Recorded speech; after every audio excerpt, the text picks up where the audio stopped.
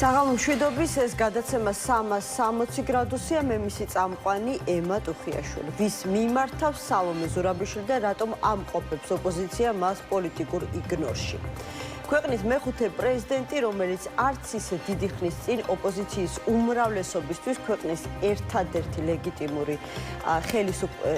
ლეგიტიმურ ხელისუფლად იწოდებოდა დღეს ფაქტობრივად უპასუხოდ არის დარჩენილი გულისხმობ მის არაერთ საჯარო მიმართვას, სადაც ერთი მნიშვნელოვანი გზავნილი ჟღერდება. ერთიანი ძალებით მზადება მომავალი არჩევნებისთვის. არსებობს პოლიტიკური პარტიები, რომლებსაც არ გააჩნიათ გაერთიანების უნარი, თუმცა არც იმის უნარი აქვთ, რომ დამოუკიდებლად იმ მასშტაბის ხალხის ნდობა მოიპოვონ, რომ ეს რეჟიმი გაუშვათ. კიდევ უფრო დაკონკრეტდა ბოლო მიმართვისას სალომე ზურაბიშვილი და პირდაპირ უთხრა ოპოზიციურ პარტიებს, რომ საზოგადოების ნდობის დასაბრუნებლად საჭიროა ერთხელ რაღაც პერიოდით დათმონ თავისი პარტიული ინტერესები ქვეყნის ინტერესების სასარგებლოდ. ვის ელაპარაკება ზურაბიშვილი და ესმის თუ არა მისი ოპოზიციას, ამაზე ჩვენ ვისაუბრებთ გადაცემის პირველ ნაწილში სტუმრებთან ერთად. ქუჩებში სიკვდილი დიდი სისწრაფით გადაადგილდება, რაც ვიცით მხოლოდ ივლისში, ანუ ნახევარ თვეში. ავტოავარიების შედეგად 11 ადამიანი დაიღუპა, მათ შორის მცირეწლოვანი ბავშვი. თითქმის ყოველდღიურად მედიით, სოციალური ქსელებით ცნობილი ხდება უმძიმესი ფაქტები ავტოკატასტროფების შესახებ. მხოლოდ ბოლო 5 დღის ტრაგიკული ქრონიკა ასე გამოიყურება. რიკოძე ავარიას 2 ადამიანი ემსხვერპლა, 2 კი მძიმედ დაშავდა, მათ შორის 1 მცირეწლოვანი ბავშვი. არსებული ინფორმაციით, მაღალი სიჩქარით მოუძრავი ავტომობილი ბეტონის ჯებირს შეეჯახა. ყვარელში ავტოსაგზაო შემთხვევას 18 წლის ახალგაზრდა ემსხვერპლა. ილიას ტბიდან მომავალი მანქანა, რომელშიც კიდევ 5 ადამიანი იჯდა, გზიდან გადავიდა და ხეს შეეჯახა. კასპი კავთისხევის გზაზე ავტოსაგზაო შემთხვევა 19 წლის გოგონა ემსხვერპლა. ახლობლების ინფორმაციით, მანქანა ხეს შეეჯახა და უმძიმესი ტრაგედია გორში, რომელმაც გულგრილი არავინ დატოვა. სავარაუდოდ არა, უკვე შეგვიძლია მას შემდეგ რაც პროკურატურამ გამოაქვეყნა განცხადება, დადასტურებით თქვათ, რომ ძღოლი იყო ნასვამ მდგომარეობაში გორში, ქალაქის შუაგულში, ჭავჭავაძის ქუჩაზე დედას და მის 3 წლის გოგონას დაეჯახა. ავტოსაგზაო შემთხვევის შედეგად დედა-შვილი გარდაიცვალა. როგორ მივედით აქამდე, როცა ქუჩაში სიკვდილი თავისუფლად დადის და არავინ იცის, ვის როდის შეგვიწირავს. ამაზე ჩვენ გადაცემის მეორე ნაწილში ვისაუბრებთ. თენგო თევზაძე კოალიცია ცვლილებების ერთ-ერთი ლიდერია, ჩვენი გადაცემის სტუმარი. დღეს თქვენი კოალიციის ლიდერი ზურაბ ჯაფარიძე ასევე ავტოავარიაში მოყვა, ის სკუტერით გადაადგილდებოდა, რა დროსაც მას ავტომობილი დაეჯახა. ახლა როგორია მისი ჯანმრთელობის მდგომარეობა და დამატებითი დეტალები თუ გახდა ცნობილი აი ამ ავტოავარიის შესახებ. პირველში მოგესალმებით გაბატონოება, მე ვესალმებით თქვენს მაყურებელს, მე ვესალმებით პოლიტპატიმრებს. ბოლო ესე ვთქვათ 1 საათის 2 საათის ინფორმაციით რაც არის ზურა გამოწერეს კლინიკიდან. მას აქვს დაზიანებები, მაგრამ მადლობა ღმერთს, რომ ის ასე ვთქვათ გადარჩა მძიმე დაზიანებებს და ალბათ სახლში გააგზავნებს მკურნალობას, იმიტომ რომ მისი დაზიანებები მაინც არ არის მარტივი, მაგრამ გამოძრა და გადარჩა იმ საფრთხეს აჩერებდა მას ავარიის შედეგად ქონოდა, ამიტომ ეხლა კარგად გცნობს თავს რა ინფორმაციაც მაქვს ბოლო 2 საათის. ამბობდა რომ გარკვეულ დეტალებს ვერ იხსენებდა, ანუ სად კონკრეტულად ტერიტორიას სად გადაადგილდებოდა, მოკლედ ეს თუ გაიხსენათ დამატებითი დეტალები არ ვიცი, არ აქვს პრობლემა მათ შორის მეხსიერებასთან დაკავშირებით, როგორც ვიცი და ვიდეოშიც თქვა, რომ ნელა აღიდგენს ყველაფერს. ჩვეულებრივად როგორც ხდება ამ ასე ვთქვათ სტრესულ სიტუაციაში არ არის მარტივი, როცა არაფერი საშიში, მოკლედ სამუშაო ფორმას ის დაუბრუნდება ამას გულისხმობა. ჯანმრთელობის ნაწილში აქვს დაზიანებები, რომელიც კლინიკიდან გამოწერილია და სახლში გააგრძელებს მკურნალობას. რადგან ზურაზე ვსაუბრობთ, აუცილებლად უნდა შევეხოთ ეგრეთ წოდებული საბოტაჟის საქმეს, რომელიც ფაქტობრივად ფინალში გადის და ხედავთ ხოლმე, რომ ზურა ყველა პროცესს ესწრება. გუშინდელ პროცესზე მოწმეების სახით გამოჩნდნენ ნეიტრალური საქართველოს წევრები. აი ისეთ წინასწარი განწყობა ასე ჩანს ყოველ შემთხვევისთვის, რომ ფიგურანტები ამ საქმის ბრალდებული პოლიტიკოსები თითქოს ფსიქოლოგიურად უკვე მზად არიან ძალიან მძიმე სასამართლო განაჩენისთვის. თქვენ იზიარებთ თუ არა მათ ამ განწყობას, რომ გადაწყვეტილება სასამართლოში იქნება მათთვის მრავალწლიანი პატიმრობა? პირველ რიგში მხოლოდ ამისთვის არის ჩემი აზრით ეს სასამართლო, რომ პოლიტიკური ლიდერები და სხვათა შორის არა მხოლოდ პოლიტიკური ლიდერები, არამედ სხვა ბევრ ადამიანზეც არის ამ ეგრეთ წოდებული საბოტაჟის საქმეში საუბარი, საბოლოო ჯაში რავალი წლით გამოკეტონ ციხეში. და ამისთვის ივანიშვილი იყენებს გამოცდილ ნომრიან მართლაც აგენტებს. აი ხა ნანა კაკაბაძემ როგორ უნდა მოასუთაოს პოლიტიკური ველი საქართველოში, რომ მე თვითონ ნანა კაკაბაძე აირჩიო. მე არ მეგულება 10 ადამიანიც კი საქართველოში, ვისაც უნდა რომ ნანა კაკაბაძე იყოს ან ოპოზიცია, ან პოზიცია, ხო? ეს ხო ნანა კაკაბაძემ ჩვენურად იცის. და იმ ვატო რაგვარი არ ვიცი. შაქარიშვილი. ხო, ისა, ხო, ახალგაზრდა კაცია, მთელი თბილისი დააჭერინა, თან ჩვენებას აძლევს. ყველა პოლიტიკურ საქმეში მოწმეა კაცი, სასარგებლო მოწმეა რა, ადრე საბჭოთა კავშირის დროს იყო ესეთი ადამიანები, მთელი ქალაქი იცოდა, მე მაგალითად ბათუმელი ვარ და ჩემი უფროსი თაობისგან გამიგია სახელი და გვარები, ესე დაყავდათ სახლებში და აი დაადეხელი დაადებდა ხელს. მე წაიყვანენ სხვა საქმეზე, იქ მოწმეებთან წაიყვანენ დაადე და ესეთ კაცად იქცა ახალგაზრდა კაცმა. ნუ ეს შორს წაგვიყვანს ამაზე საუბარი. რა თქმა უნდა, ქართულ ოცნებას გადაწყვეტილი აქვს, იმიტომ შეკერა ეს, იმიტომ დადგა ეს სპექტაკლი, გადაწყვეტილი აქვს, რომ ასე ვთქვათ, ლიდერები გამოკეტოს ციხეში, შემდეგ ეს საქმე გააგრძელოს და ვინც ხელს შეუშლის მის ასე ვთქვათ, გეგმაში და სტრატეგიაში, ისინიც გამოკეტოს ციხეში. მაგრამ მას ის კი არ არის, რომ ჩვენ ამაზე ასე ვთქვათ, თქვენ თქვით, რომ შეგუებულია. შეგუებული რა არა, ჩვენ ვიცით რაზე გადის ეს ბრძოლა და ზურამ, ნიკამ ელიამ, ელენე ხოშტარიამ ჩვენად იციან, რაზე გადის ეს ბრძოლა. რომ მათ შორის ჩვენს თავისუფლების შეზღუდვაზე გადის ეს ბრძოლა. მათ შორის ჩვენ სიცოცხლესა და ჯანმრთელობაზეც გადის, ხო ეს ბრძოლა, იმიტომ რომ ქართული ოცნება გადასულია ამ ეტაპზე ახლა, რომ ადამიანების იზოლაცია, მათ შორის საფრთხეს შეუქმნას მათ ჯანმრთელობას, მათ სიცოცხლეს და ჩვენ ნახავთ ამას უკვე ხელშესახებად. ქართული ოცნება აკეთებს, ეს არ ახალია, ხო? წესით ეს 2 წელი საკამარისზე მეტი დროა იმისათვის, რომ რაღაცნაირად შეიძლება ვიღაცისთვის არის, ვიღაცისთვის არ არის ქალბატონობა. მათ შორის ოპოზიციაშია ხალხი, ვინც ფიქრობს, რომ ეს არაფერი მოსულა, ან პირიქით ოპოზიციაშია ხალხი, რომ ივანიშვილზე საუბრობს, რომ კეთილი დიქტატორია. ან ოპოზიციაშია ხალხი, რომელიც ამბობს, რომ ციხეში არ უნდა წავიდეთ, თვითონ ჩვენი არჩევანია, ან ზურას და ნიკას არჩევანია, რომ ციხეში შებრუნდნენ და ძალიან ერთი სული აქვს, თორემ შევა ციხეში, თითქოს რაღაცა დასასვენებელ კურორტზე მიდიოდნენ, ხო? ამიტომ არ მოგისმენიათ ესეთ რაღაცები, მომისმენიათ რაღაცა. ყოველ შემთხვევაში არ მახსენდება კეთილი დიქტატორი. აი, მაგალითად გირჩის ის სატელიტი პარტია რო არის, გირჩი სატელიტი, ისინი ამბობენ, რომ ბიძინა ივანიშვილი არის კეთილი დიქტატორი და მე დიქტატორი და კეთილი ეს ორი სიტყვა ერთად როგორ არის ერთმანეთთან, სიმართლე გითხრათ, არ ვიცი, ანუ ორი სხვადასხვა შინაარსის ერთმანეთისგან განსხვავებული და დაპირისპირებული შინაარსის მქონე სიტყვები. ამიტომ კეთილი დიქტატორი არის იმისთვის, რომ შეერა თვითონ სარგებლობენ ამ ბიძინა ივანიშვილით რაღაცა ელემენტარული სარგებელი აქვს, მაგრამ საბოლოო ჯამში ჩვენს ქვეყანას და საქართველოს ისე მეგონა საუბრობდით დაუშვათ ალიანსელ ოპოზიციაზე, ან შესაძლებელია იმ ოპოზიციაზე, რომელიც ოპოზიციაში რომ ვიცოდეთ, რომ პატიმრობა უხარიათ ჩვენი ლიდერების, იმათთან ერთად ალიანსში არ ვიქნებოდით.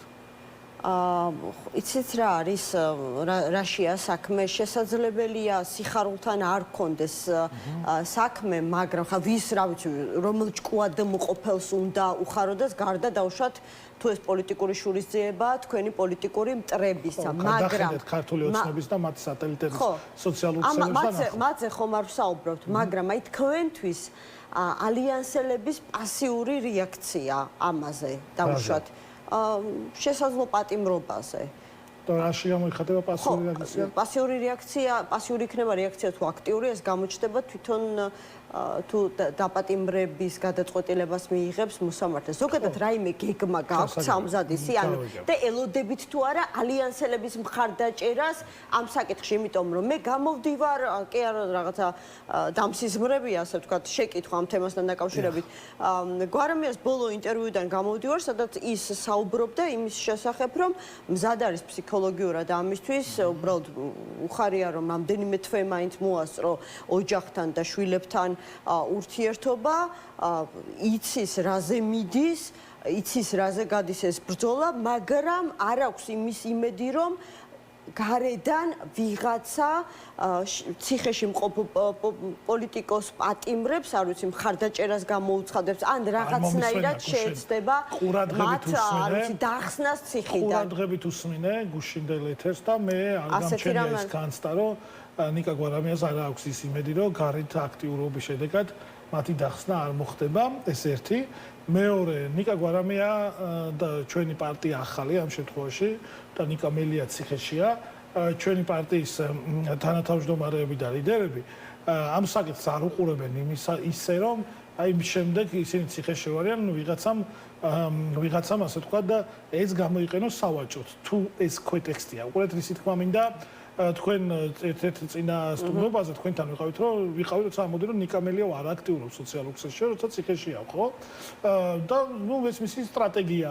ნიკა გვარამიაც როცა არის და იყო ციხეში და სამწუხაროდ დიდია შანსი რომ მეოთხეჯერაც მოუწიოს, ისინი თავს თვლიან ამ ბრძოლის თავარ ერთ-ერთ აქტორებად და მიაჩნიათ რომ მათ შორის ეს ბრძოლა ამაზე გადის.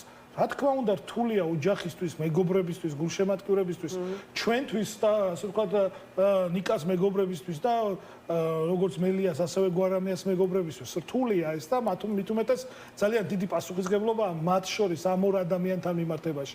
იგივე შემიძლია ვთქვა ზურაზე და ელენეზე.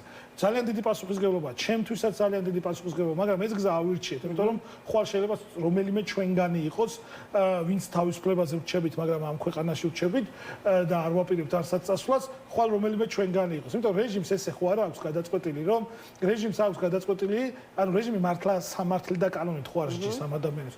რეჟიმი ამ გადაწყვეტილებას იღებს იმისთან გამომდინარე, თუ რომელი აქტორი უშლის ხელს.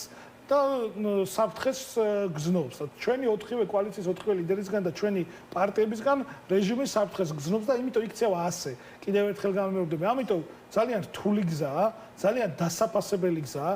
მინდა გითხრათ რომ ვერ გათანაბრდება მესამე ვარიანტიც, ანუ ციხეში ქვეყნიდან წასვლა უფრო სწორედ, ორი ვარიანტი არსებობს. ქვეყნიდან წასვლა ან ციხეში ჩაჯდომა. ესეც გახდა მსჯელობის საგანი. რა უფრო ანუ ეს შეკითხვა დაისვა მათ შორის ზურაბ ჯაფარიძემ გასცა ამას პასუხი რომ თვითონ დაბრუნდა ხო?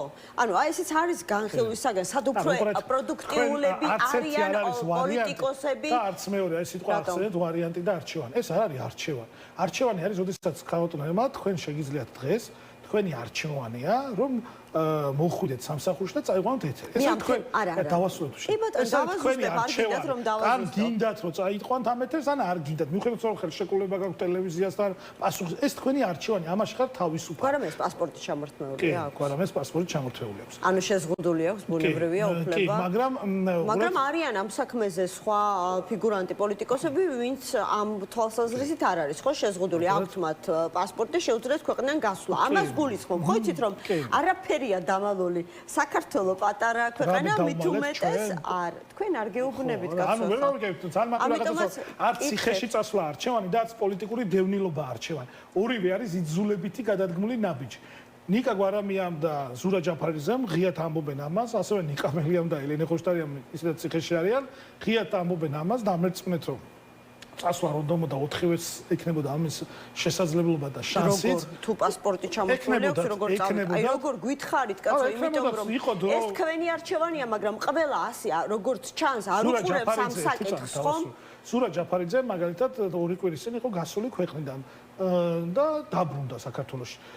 ნიკა გვარამიას კი აქვს ჩამორთმეული, მაგრამ თუ შეხვედრა იქნებოდა, შეიძლება წასულიყო და ამას არც კი განიხილავენ. ამის თქმა მინდა და ანუ ეს არ არის არჩევანი, ეს არ არის ვარიანტი. ეს არის პოლიტიკური ნაბიჯი, რომ ჩვენ ვრჩებით მთელი ახალი რჩებით ამ ქვეყანაში რჩებით ჩვენი პასუხისგებლობით მათ შორის ნიკების მიმართ რჩებით პასუხისგებლობით ჩვენი სამშობლოს მიმართ და რჩებით პასუხისგებლობით ჩვენი ოჯახების მიმართ იმიტომ რომ ჩვენ და მათ შორის იმ ჩვენი თანამებრძოლების მიმართ ვინც შეიძლება საერთოდ არ გვიჭერდეს ჩვენ მხარს როგორც ამომრჩეველი მაგრამ ჩვენს კრიტიკულ და ოპოზიციურ განწყობებს ზედა დღეს პროტესტშია ვერ დავტოვებთ ამ ხალხს ვერ მივატოვებთ ამ ბრძოლას ვიქნებით საქართველოში და ვიბრძოლებთ ბოლომდე ეს არის არჩევანი? ეს არის ჩვენი გადაწყვეტილება, პასუხისგებლიანი. არ ვიცი, ჩვენ კოალიციაში ყველა ასე უყურებს. ყველა ლიდერი, 4 ლიდერი კი არა, მარტო დაახლოებით 50 პოლიტიკოსი. თუნდაც ამ 8 ფიგურანტიდან ერთი უკვე არის საპატიმროში, არა ორი უფრო. არ ვიცი, ეს უნდა გითხოთ მათ. საპატიმროში იქნება თუ არა, ასე ვთქვათ, ერთსულოვანი პოზიცია ოპოზიციის მხრიდან. ამ მრჩევლის თვალში მაინც ხომ მნიშვნელოვანი ხა პოლიტიკოსი ხარ და თქვენ ჩემზე უკეთესად გესმით ხო? ჩემი აზრითაც მნიშვნელოვანია, გეთანხმებით. ამ მრჩევლის თვალში ალბათ დადგება მომენტი და იქნება ეს მნიშვნელოვანი.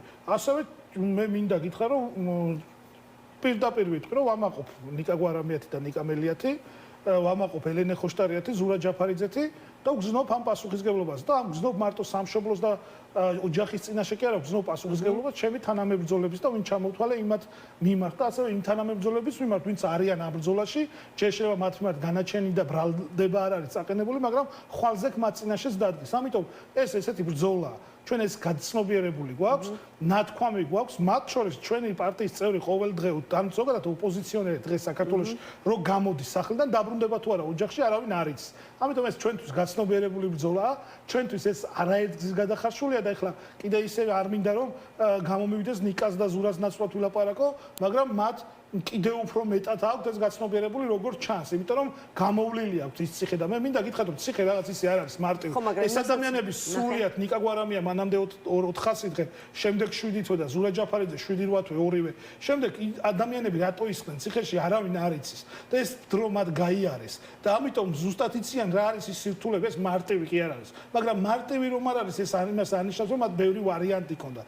არა მათ ერთი ვარიანტი ჰქონდათ ესე ჩათვალეს, ერთი ასე ვთქვათ პასუხი ჰქონდათ ამაზე და ამ პასუხზე ისინი მზად არიან და არჩევანი არის შემდეგ საკითხში.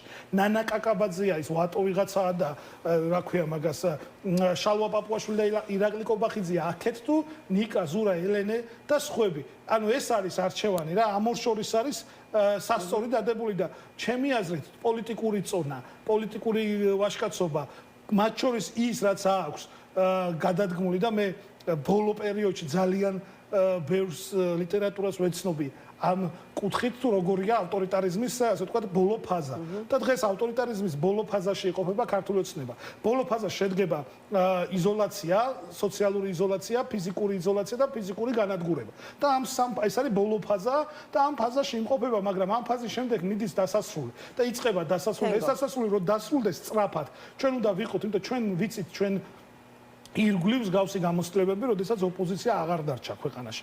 ეხლა არ მინდა რომ გადამღერება გამომივიდეს 3-4 ქვეყანაა ჩვენს რეგიონში და ყოფილ საბჭოთა კავშირის სახელმწიფოებში. სადაც ოპოზიცია დღეს რა არის ოპოზიციის გადარჩენის ფორმულა? იმიტომ რომ იმასაც ხო უწევთ ანგარიშს რომ თქვენს ლიდერებს თუ შეაბრუნებენ ლიდერს და უფრო მეტი გეყოლებათ ლიდერებს უბრალოდ შეაბრუნებენ ისევ ციხეში და აღმოჩნდება რომ ყველა ლიდერი ისევ საპატიმროში იქნება, ხომ უწევთ ანგარიშს იმას რომ თქვენ რაც არ უნდა იაქტიუროთ, თქვენი პოლიტიკური კოალიცია ამით მნიშვნელოვნად დაზარალდება და ციხეში 4-ვეც რომ იყოს, ამით პოლიტიკური პროცესი არ გაჩერდება, ანუ გარეთ მყოფი ოპოზიციონერები გააგრძელებენ ისევ ამომრჩეველთან კომუნიკაციას. არაფასებთ კოალიციაცულებისთვის პოლიტიკოსებს, რომლებიც თავისუფლებაზე ამ დროისთვის დარჩებიან. ჩვენ ნიკას, ელენეს, ზურას, ნიკა მელიას ჩვენ ლიდერებს რო დაიჭერენ, სხვა ლიდერები ამით ისარგებლებენ და დრო გამოაჩენს ამას, რომ თუ ვინმეს დაჭერით, ვინმე ისარგებლის, ამას აჩვენებს დრო. მაგრამ ამის დროც არ არის. ეხლა რომ ვინმე რაღაცა მოკლე გარბენის და მოკლე დისტანციაზე და მცირე ინტერესები რაღაც კონდეს ვინმეს. დრო აჩვენებს ყველაფერს, როგორ დაფასდება. ქართველი ხალხი ამას ყველაფერს უყურებს, ქართველი ხალხი ამას ყველაფერს შეაფასებს და საბოლოო ჯამში ქართველი ხალხი ამას ყველაფერს დააფასებს. გამორიცხულია სამშობლოსთვის თავდადება და ბრძოლა არ დაფასდეს, იმიტომ რომ მე ვერ გამახსენებ საქართველოს ისტორიიდან მაგალითს, როცა ეს არ დაფასებულა. მაგრამ მაგრამ არავინ არ ელოდება ამას. ჩვენ მიგვაჩნია სწორნაბიჯად. პირველ რიგში ზურას, ნიკას და ელენეს მიარჩნია ეს სწორნაბიჯად და მათია. ჩვენ არც ერთ პარტიაში, სხვათა შორის კოალიციაში პარტიაში შეიძლება ამ საკთან დაკავშირებით განსხვავებული პოზიციები ყოფილიყო, მაგრამ არავის არ უცდია რომ თავს მოეხვია საკუთარი პოზიცია, იმიტომ რომ ეს არის ძალიან ინდივიდუალური გადაწყვეტილება.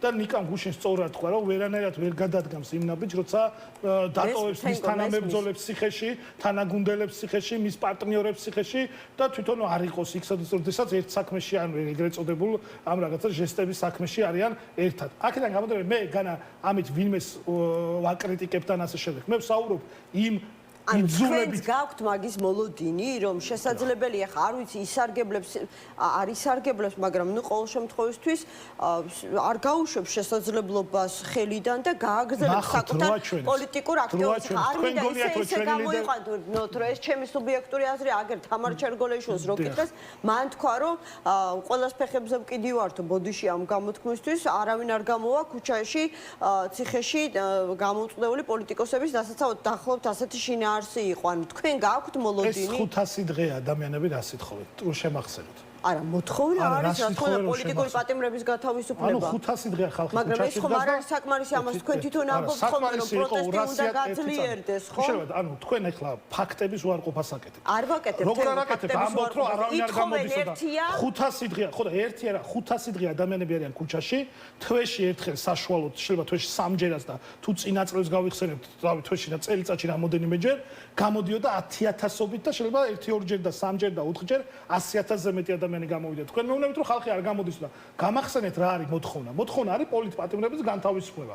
და ამ მოთხოვნით გამოდის ქუჩაში და მოთხოვნა არის სამართლიანი და ახალი არჩევნების დანიშნა. ამ მოთხოვნით გამოდის. ეხლა ქართული ოცნება გამოვა გორდულაძე 2028 წლამდე ბრძოლაში ვარ, დიქტატურას ვებრძვით. კი, შეიძლება გაგრძელდეს ეს ბრძოლა. თავიდანვე ამას ვამბობდი, რომ სრულ მოლოდინებს და რაღაც ერთდღიან მოლოდინებს ვერ და არ შევქმნი მეთქი. ამიტომაც აწყობთ მასშტაბურ აქციებს, ხო, 26 მაისი იყო ბოლო. არა, როგორ არა 100 არის. როგორც გავიგეთ, ემზადებით კიდე იქნება. უნდა შევთანხმდეთ და იქნება. უნდა დაველოდოთ განაჩენებს და იქნება. უნდა მოხდეს ალიანსის რესტ არ არის უყურეთ. ბევრი ფაქტორი ჩამოთვალე და თქვენ მარტო ალიანსის რესტარტით საჭიროა. უნდა გაირკვეს მაგალითად. აი ვინ არის ალიანსში და ვინ არ არის ალიანსში, რომ მე გადავანახლოთ და გავაანახლოთ მუშაობა. მე მგონი არ მომეყურა და გუშინ ნიკა გვარამია იმასაც ამბობდა, რომ ბოლო რა თქვა? ის რომ ალიანსს ჭირდება რესტარტი და რესტარტების ფასი ყაიხმარა. შეხვედრები არ ქონიაო საქმიანი. 26 მაისის შემდეგ 2-3 შეხვედრა იყო. კვირაში ერთხელ მართავდით ისედაც კვირაში 2 ჯერ მაისის თვეში. და ბოლო რაღაც 2-3 კვირა არ ყოფილა შეხვედრები. რატომ? იმიტომ რომ ზოგი რეგიონშია, ზოგი ძახი ვერ ჩამოყალიბდა პარტიაში შიგნით ალიანსში ყოფნა უნდა თუ არ უნდა. მაგალითად ერთიან ნაციონალურ მოძრაობას ახლა. ნუ მაგათი ამბავი გასაგებია. სხვებთან ყველაფერი გარკვეულია? არა, ვის ხო და უნდა დავჯდეთ, თუ ვინმეს აქვს რამე პრეტენზია. სხვებთან ყველაფერი გარკვეულია? ხო და თუ არ არის თავისუფლების მოედანთან ყველაფერი გარკვეული. პირდაპირ გეკითხებ თავისუფლების მოედანთან თუ არ არის გარკვეული. ჩვენ გვაქვს თუ არა გარკვეული, ჩვენ გვაქვს გარკვეული. ჩვენ ალიანს, ანუ ესენი ალიანსში რჩებიან თუ არ რჩებიან. თავისუფლების მოედანი მე ალიანსის ნაწილია, წევრია, დოკუმენტის ხელმომწერია და ალიანსის შემადგენლობაშია. თუ რამეს ფიქრობს თავისუფლების მოედანი იქნება, დროა იქნება, ახალი იქნება თუ ასე შემდეგ, უნდა დავჯდეთ და გავიაროთ ეს საკითხი და შევთანხმდეთ. გავაგრძელოთ მუშაობა. ეს არის ჩვენი ამოცანა.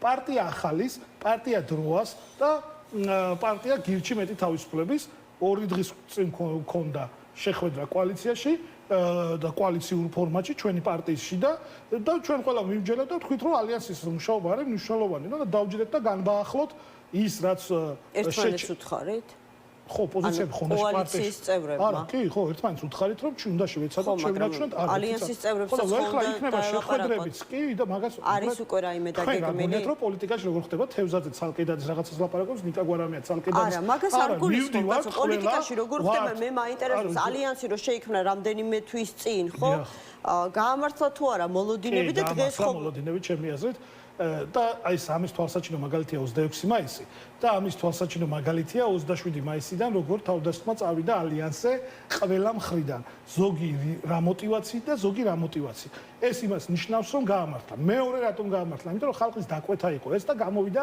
10,000-ობით ადამიანი მესამე რატო გაამართლა იმიტომ რომ პოლიტიკური დღისწესრიგის შექმნა დაიწყო ალიანსმა ეს იქნება და რეგიონებში გასვლა თბილისში კარდაკარი სხვა ასე ვთქვათ საერთაშორისო ურთიერთობების და საერთაშორისო ჩვენ პარტნიორებთან ურთიერთობა თუ ქვეყნის შიგნით მოქალაქეებთან ურთიერთობა ბევრი მიმართულებით გაამართლა და სწორედ ამიტომ შეხვდა ალიანს ბევრი დაბრკოლება პარტია ახალი სურვილია ეხლა რატო დადიან ალიანსის წევრები მაშინ თავიდანვე შეთანხმება იყო რომ ეხლა თქვენ რა ვიცი მე 9 პარტიამ ერთად რატომ დაიაროს ვერ ხვდები ზოგი თბილისში დავდიოდი ზოგი რეგიონებში ეგ საერთოდ არ მგონია ეფექტური რომ მაგალითად პირობითად რომ რაღაცა თავისუფლების მოედანი და ახალი განარავი პრობლემაა პირიქით მაგრამ ერთად უნდა ვიაროთ ან ნაციონალურ მოძრაობამ და ახალმა ერთად უნდა ვიაროთ სამი ეგ საერთოდ არ მგონია სწორი მე პირადად. ანუ საკუთარი პარტიული საქმეებით არიან ახლა დაკავებულები და ვერ იცლიან ან დაკლებად იცლიან ალიანსისთვის, იმიტომ რომ შემოდგომისთვის იგეგმება.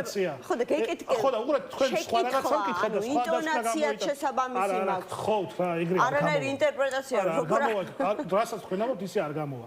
თქვენ თქვით რომ ცალ-ცალკე დადიან. მე ვთქვი რომ კარგია რომ დადიან ცალ-ცალკე მეთქი, სწორი შეიძლება იყოს მეც ვფიქრობ რომ პარტია ახალმა უნდა იაროს საკუთარ ამომრჩეველთან შეხვედრებზე ცალკე ეს ჩემი პოზიცია მაგრამ მე თქვენ დაამატეთ რომ ესო იმიტომ ხდებაო რომ ისო რა ქვია ესე ურჩევნია და რაღაცა მათთან ერთად სიარულია პრობლემაა პირიქით არის კარგია მე კითხე საკუთარ პარტიულ საქმეებზე დადიან და ალიანსისთვის ვერ იცლიან ან ნაკლებად იცლიან ხო ასე კითხეთ თენგო ჩვენ მაგალითად პარტია ახალი ვართ საკმარისი რაოდენობით სადაც იქნება საჭირო მივალთ და ვილაპარაკებ თუ ვინმე იქნება რეგიონში ან ვინმე იქნება ციხეში თუ კი რაღაცაზე დავშოთ ორაზროვანი ასე ვთქვათ პოზიცია იკითხებოდა ცალსახად და გადაჭრით შემიძლია ვთქვა რომ აი გვარემიას გუშინდან ინტერვიუს თავიდან ბოლომდე ვუსმინე ძალიან დიდი ინტერესით აქვე ვიტყვი და ცალსახად იკითხებოდა მისი უკმაყოფილება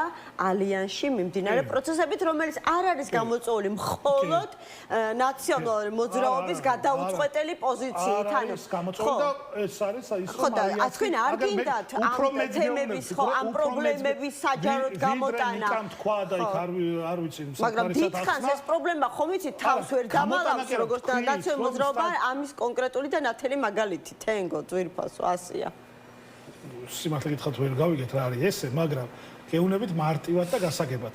ალიანსის საჭიროებს გადასტვირთვას ამ ტერმინს გამოვიყენებ, ახალი ენერგიის, ასე ვთქვათ, შექმნას, რომელიც მაგალითად მინიმუმ ისეთის, როგორც ჰქონდა მაისში. როცა ვამზადებდით დიდ აქციას.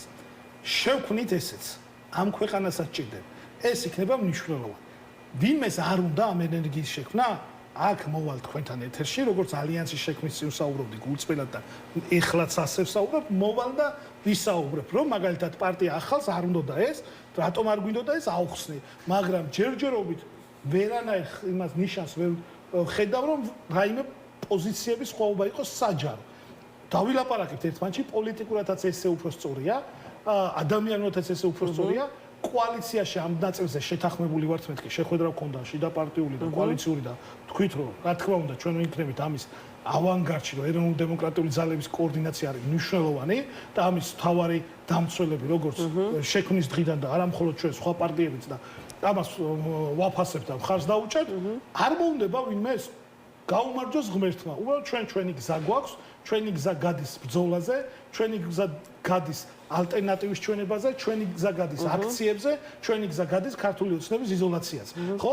ამიტომ ეს არის ჩვენი სტრატეგია, რაც წერია იმ დოკუმენტში. მაინც არ მითხარით რას ელოდებით კოლეგა ოპოზიციონერებისგან, ანუ სოლიდარობის თუ აქტივობის თვალსაზრისით, იმ შემთხვევაში თუ კი დააკავებენ თქვენს ლიდერებს. არ გვისაუბრია მაგაზე. ანუ ეგ თემების გასავლელია. არ გვისაუბრია მაგაზე, იმიტომ რომ ამ ალიანსში მყოფი 9 პარტიიდან ამ საბოტაჟის საქმეზე 3 კოალიციიდან 5 პარტიის ლიდერზე 9-დან 5-ზე საქმეა აღძრული. რა ვიცი ხა, ყველა ერთმანეთს ვარ სოლიდარულები ვიქნებით და გადავდგამ ჩემს ნაბიჯებს. ეს არ არის ესე ვთქვათ, ჩემი აზრით მნიშვნელოვანი საკითხი რა ნაწილში, იმიტომ რომ ამ ნაწილში ეჭვიც არ გვეპარება არავის, რომ ერთმანეთის სოლიდარულები იქნება ეროვნულ დემოკრატიული ძალება. სექტემბრისთვის თუ შემოდგომისთვის რო დიდი აქცია იგეგმება, ამ მისი მომზადების პროცესში ხართ უკვე ჩართული. გითხრათ ეგ სექტემბერში იქნება. მე არ მითხრა საჯარო განცხადება გააკეთა თამარ ჩერგოლეიშვილმა და აანონსა, რომ დიდი აქცია იგეგმება. ხართ როგორც ჩანს საქმის კურსში. ჩვენ ყველაფერს საქმის კურსში ვართ, უბრალოდ ჯერ არ არის შეთანხმებული თარიღი და ასე შემდეგ. უბრალოდ ამის შეთანხმებაც უნდა მოხდეს, მაგრამ დიდი აქცია აუცილებლად იგეგმება და მინდა გითხრათ, რომ მობილიზაციის კამპანიის მეორე ეტაპი, პირველი ეტაპი ხო იყო 31 მარტიდან 26 მაისამდე. მეორე ეტაპი უნდა ყოფილიყო მათ შორის რეგიონების გასვლით, რეგიონებში მოსახლეობის მობილიზებით, იმიტომ რომ 26 მაისის აქციაზე როდის უნდა ყოფილიყო ეს მეორე ეტაპი შემახსენე? აი ზაფხულში ეხლა. როდის? აი რიცხვები არ გაქვს. არ ჩაიშალა ეს ეტაპი. პარტიების ნაწილი ამას აკეთებს. ცალ-ცალკე. ჩვენ კიდევ ახლა ყველა ღონისძიებას ვაკეთებთ ცალ-ცალკე, მაგრამ ეს არის ერთიანობის ასე ვთქვათ, ფრეიმში, ერთიანობის ჩარჩოში. ვერ გავიგე ხომ, ადამიანს ჩვენი რაღაცა სტოვარიან დამკვირვებელი ხო უნდა გავაყოლოთ თავისუფლების მოედანს ან იმას რა ქვია ფედერალისტებს რომ დააკვირდეს, კარგად დადის თუ ცუდად დადის. არა, ეგ საქმე გამოაჩენს და 26 მაისს რო კარგად ვიმუშავეთ, გამოაჩინა საქმე და საქმე გამოაჩენს შემდგომში. ეს იქნება სექტემბერში, აგვისტოში თუ უფრო ადრე თუ უფრო გვიან ამაზე შევთანხმდებით, მაგრამ აუცილებლად იქნება ხალხმრავალი აქცია. მაგრამ ჯერ რესტარტი და შემდეგ აქცია. რა თქმა უნდა, უნდა შევთანხმდეთ კიდევ ერთხელ თუ საჭიროა გადავხედოთ იმ დოკუმენტს, რასაც ხელი გვაქვს მოწელილი და ჩვენ ამ დოკუმენტს ხელმოწერილ დოკუმენტს პატივცემთ. უბრალოდ ერთი რამ მინდა დამატებით თქვა, იმიტომ რომ მხოლოდ შიდა ოპოზიციურ საკითხებზე ვსაუბრობ სამწუხაროდ. ერთი რამ მინდა ასე ვთქვათ, მტკიცებით ფორმაში ვთქვა, რომ ის თავხედობა და ის სიმამაცე, როგორც სულ მოწმეებს აქვს და მიდიან და ადამიანებს წლობით გამოკეტავენ ციხიდან, იმიტომ რომ უბრალოდ ესე დაუკვეთა ვიღაცა. გამორიცხულია, რომ ეს ჯერტი არ არსებობს მაგალითი. ეს იქნება ესპანეთი, ჩილე, 30-იანი წლების გერმანია, იტალია, საბჭოთა კავშირი თუ ასე შემდეგ, არავის შერჩენია მსგავსი სიბოროტე. თვითონ სისტემა ანადგურებს შემდეგ ამ ადამიანებს და არავის შურისძიებას არ აპირებს სამართლიან სასამართლოს პირობებში მოუწევთ პასუხისგაცემა, მაგრამ მე გაოცებული ვარ იმ ბოროტებით და იმ სითავხედით, რასაც ეს მოწმეები აკეთებენ და გამორიცხულია რომ ეს პასუხისგარეშე დარჩეს. მადლობა. თენგო თევზაძე, კოალიცია ცვლილებებისთვის ერთ-ერთი ლიდერი იყო ჩვენი გადაცემის პირველი სტუმარი და როგორია სალომე ზურაბიშვილის პოლიტიკური ფორმულა, მოკლედ ერთიანი ოპოზიციური ფრონტის შემდეგ, ახლა ის კიდევ საუბრობს ოპოზიციურ ერთობაზე, ოღონდ ამბობს, რომ არა ისეთ ერთობაზე, რომლის შექმნასაც თვითონ ცდილობდა და არ გამოუვიდა. ახლა ის საუბრობს, რომ დროებით მაინც ოპოზიციური პარტიების ნაწილმა საკუთარი პოლიტიკური ინტერესები გვერდზე უნდა გადადონ და საარჩევნო პოლიტიკურ ბრძოლაში უნდა ჩაერთონ. მხოლოდ ასე თუ დაიბრუნებენ ისინი საზოგადოების მხრიდან მათ მიმართ დაკარგულ ნდობას. სხვა შორის ძალიან აქტიურობს ამ თემას სალომე ზურაბიშვილი რაღაცა მუდმივად პედალირებს, თუმცა ადრესატი აი ამ მიმართვისა ნაკლებად ეხმაურება მის ამ მოწოდებებს, ადრესატი კი ამ შემთხვევაში არის ოპოზიციის პროდასავლური ფლანგი, რომელიც თავის დროზე სალომე ზურაბიშვილთან ერთად არაერთ საერთო ფორმატში თანამშრომლობდა. თენგო კირთაძე, პარტია ფედერალისტების ერთ-ერთი ლიდერია ჩვენთან ერთად. მოგესალმებით, მადლობა გადაცემაში მონაწილეობისთვის. დაბრუნებულ ხართ რეგიონებიდან. დიახ, ამჯერად სამიგრელოში. ბატონი თენგო ამბობდა, რომ რაღაცა 2-3 კვირა ალიანსში შეხვედრები არ გაიმართა, იმიტომ რომ ზოგიო აგერ წასულია რეგიონებში შეხვედრებს მართავს და ზოგი რაღაცა სხვა საქმიანობით არის დაკავებული. მოიცლით ახლა ალიანსისთვის? ხო, რასაც ხალხს დაპირდები, პოლიტიკურმა ძალამ ის უნდა გააკეთოს და ჩვენ გვახსოვს 26 მაისის აქცია, სადაც იქნა დაპირება გაცემული, ანუ ეროვნული მობილიზაციის მეორე ფაზა, რომელსაც უნდა ისაუბრა თითეული ქართველის პრობლემებზე, მათ შორის მუნიციპალიტეტებში და ამ პრობლემების გადაწყვეტის გზები უნდა გაიცნოს საზოგადოებისთვის და სწორედ ამით დავკავდით ფედერალისტები ანუ რეალურად ეს მეორე ფაზა რომელიც ჰქონდათ დაანონსებული ვიყავით იმერეთში, ქუთაისი, წყალტუბო, მიმდებარე მუნიციპალიტეტები, ძალიან ბევრი მასალა შევაგროვეთ, ძალიან ბევრი საინტერესო ნიჭიერი ადამიანი გავიცანით, რომელსაც არ აქვს მაინც და მაინც ახლა პარტიული აფილაციის ან პოლიტიკოსობის სურვილი, მაგრამ საკუთარი აწუხებს, ანუ ის პრობლემები, რაც მას ეხება, მის ოჯახს ეხება, ეს აწუხებს და ჩვენთან მოდიან და ვსაუბრობთ ამ პრობლემებზე და გადაჭრის გზებზე და როგორ ვხედავთ სისტემურად, ინფორმაციას გვაწვდიან, ერთად მსჯელობთ, რა შეიძლება იყოს მაგალითად ამა თუ იმ ქალაქის თუ მუნიციპალიტეტის ფუნქცია და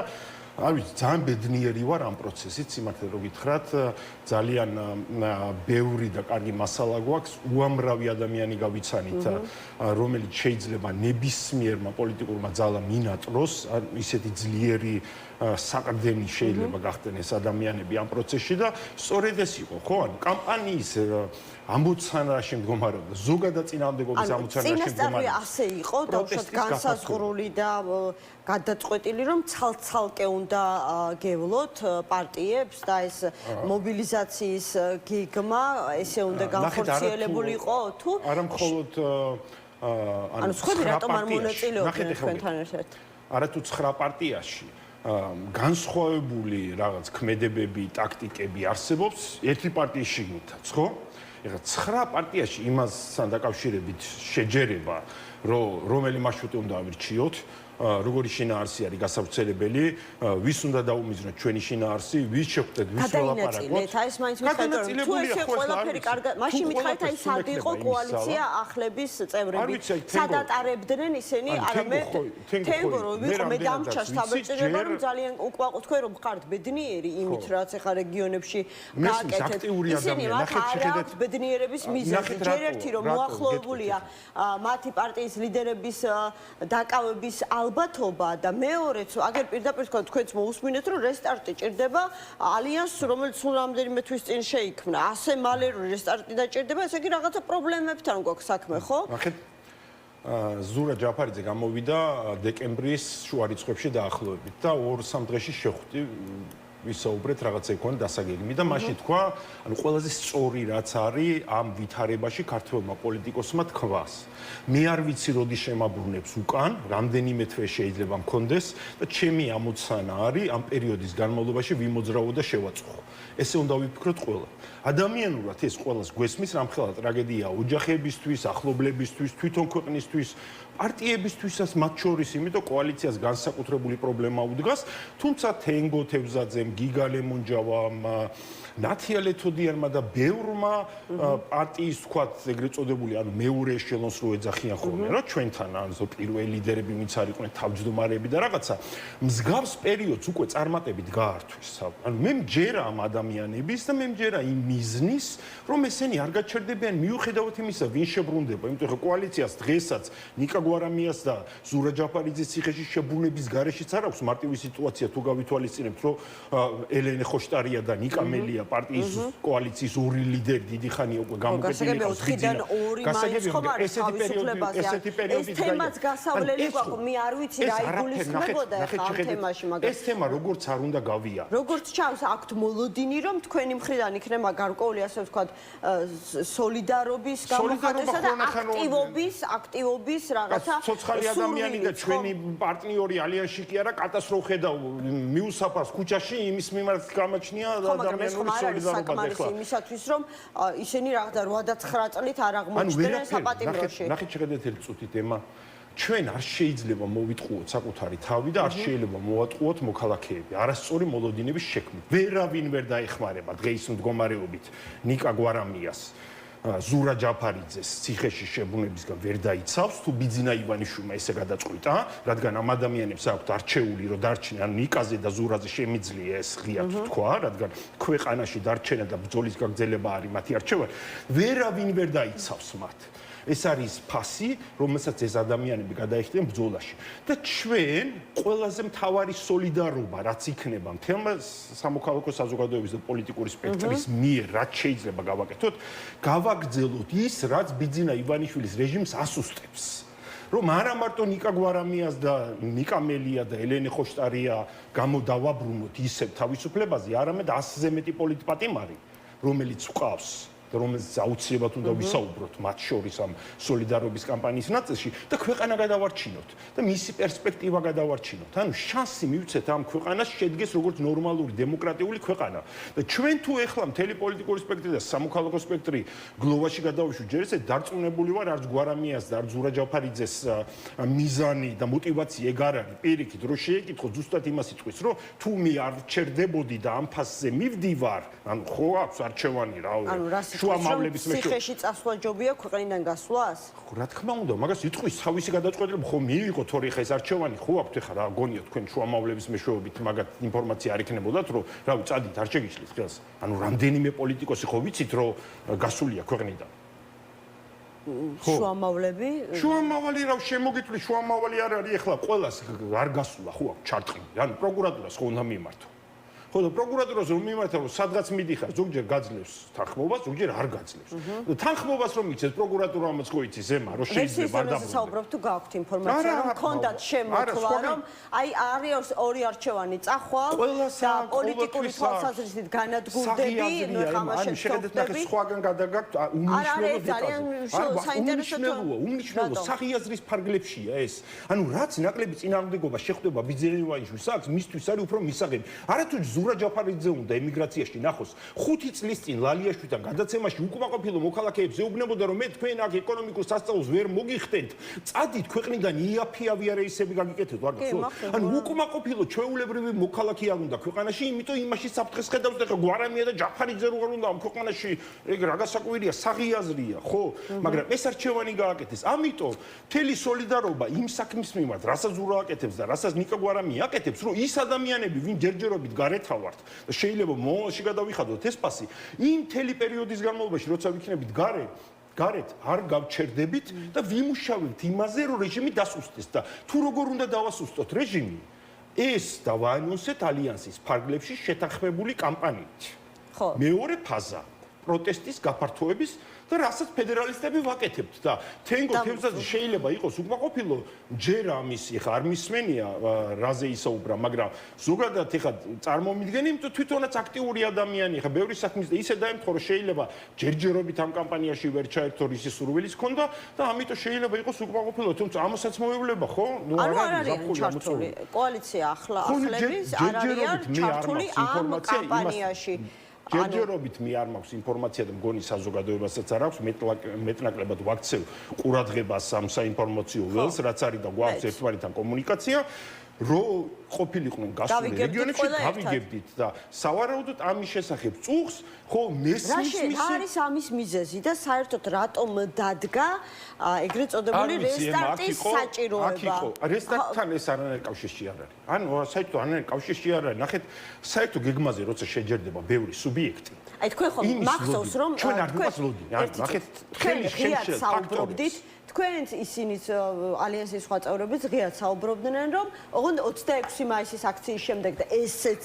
მესმის სწორი და პრაგმატული გათვლა იყო რომ აი ნაციონალურ მოძრაობას თითზე არ დაუკარებია მათ შორის ეროვნული მობილიზაციის პირველი ფაზის ფარგლებში არაფერი არ გაუკეთებია მაშინ როდესაც ითხოვდნენ პოლიტიკურ ტრიბუნას 26 მაისს ეხლა როდესაც სამზადის იმიდის სექტემბრის აქციისთვის თუ შემოდგომის აქციისთვის რაც თამარ ჩერგოლიშვილმა უკვე დაანონსა და მაშინ დავანონსეთ 26 მაისის შემდეგ რომ სექტემბერში უნდა გქონდეს შემაჯამებელი აქცია თქვენ ეს მეორე ფაზა ფაქტობრივად დაასრულეთ ანუ არ გინდათ დაგვისრულებია სამთხე ჯავახეთი კახეთი გეგმება გახვედით რაღაცა დონეზე გახვედით ნიშნავენ ნიშნავენ დონეზე გახვედით არ შეგიძლიათ თქვათ რომ აი ნაციონალურ მოძრაობა როგორც იქცეოდა მაშინ ეხლა ვინ იქცევა ვინ აწყობს გარკვეულ საბოტაჟს რაღაც როცა საერთო პროცესში ხარ რაღაც რჩევების მიცემა თუმცა ეს არ გამომივე ხარ რომ მე რაღაც საჯაროდ ვაძლევ პირობითად კოალიციას რჩევებს ეს თემები შიგნითაც განხილული გვაქვს როცა კოალიცია რომ მოქცეულიყო ისე როგორც ჩვენ მოვიქეცით ანუ ჩემთან დაკავშირებით ფედერალისტებთან დაკავშირებით მიხეილ სააკაშვილის ნაციონალური მოძრაობის თემა ხო არ დგას ხო არ მოვიწებეთ ეს თვეების განმავლობაში იმიტომ როცა გვეუბნებოდნენ რომ იმანი ეს თქვა ვამბობდი არ მაინტერესებს იმიტომ ის ვინც ალიანსის შეთანხმებულ წესებს არ იცავს, წესების დაცვა არის ალიანსში ყოფნის წინაპირობა, შესაბამისად არ განვიხილავ როგორც ალიანსის წევრს და ამ კითხვებით მე შემაწუხია. სამწუხაროდ ნიკა გვარამიამ სხვა სტრატეგია აირჩია ამასთან დაკავშირებით და შემდეგ ან ბოლო ერთი თვის განმავლობაში ქონდა რა ვიცი კითხვა-პასუხები უწევდა სულ ნაციონალურ მოძრაობასთან დაკავშირებით რაღაც ხიდები არ უნდა ჩავწვა და რაღაცა. მისი საქმე არასწორი მგონია, იცის ნიკამ ჩვენი აზრი და ის სწორედ აი ეგეთი არაფრის მომტანი ლაკბობისგან, მარჩიელობისგან, იმანეს თქვა, ამანეს გიპასუხა, ხელი რო არ შევაშლებიოთ ამ ყველაფერს, ჩვენ ვაკეთებთ ზუსტად იმას, როგორც დავიგეგმეთ მასში და რაც დავპირდით ხალხს. და რესტარტი რას გულისხმობს მაშინ ალიანსის, იმიტომ რომ ვინ ამბობს რესტარტზე? თქვენამდე ვინც იყო? არ ვიცი, ხო და ეხლა მე ხო არ მომისმენია და ამიტომ უნდა მოусმინო და რესტარტში თუ თენგო იმას გულისხმობს, რომ ხო წესების დაცვა არის მნიშვნელოვანი და ახალთან ახალთან დაკავშირებით ნაციონალურ მოძრაობას სწორად არ იქცეოდა და ეს მთელი თავდასხმები ხო თავიდან სწორედ რომ კოალიცია ცვლილებების იყო ადრესატი, ხო?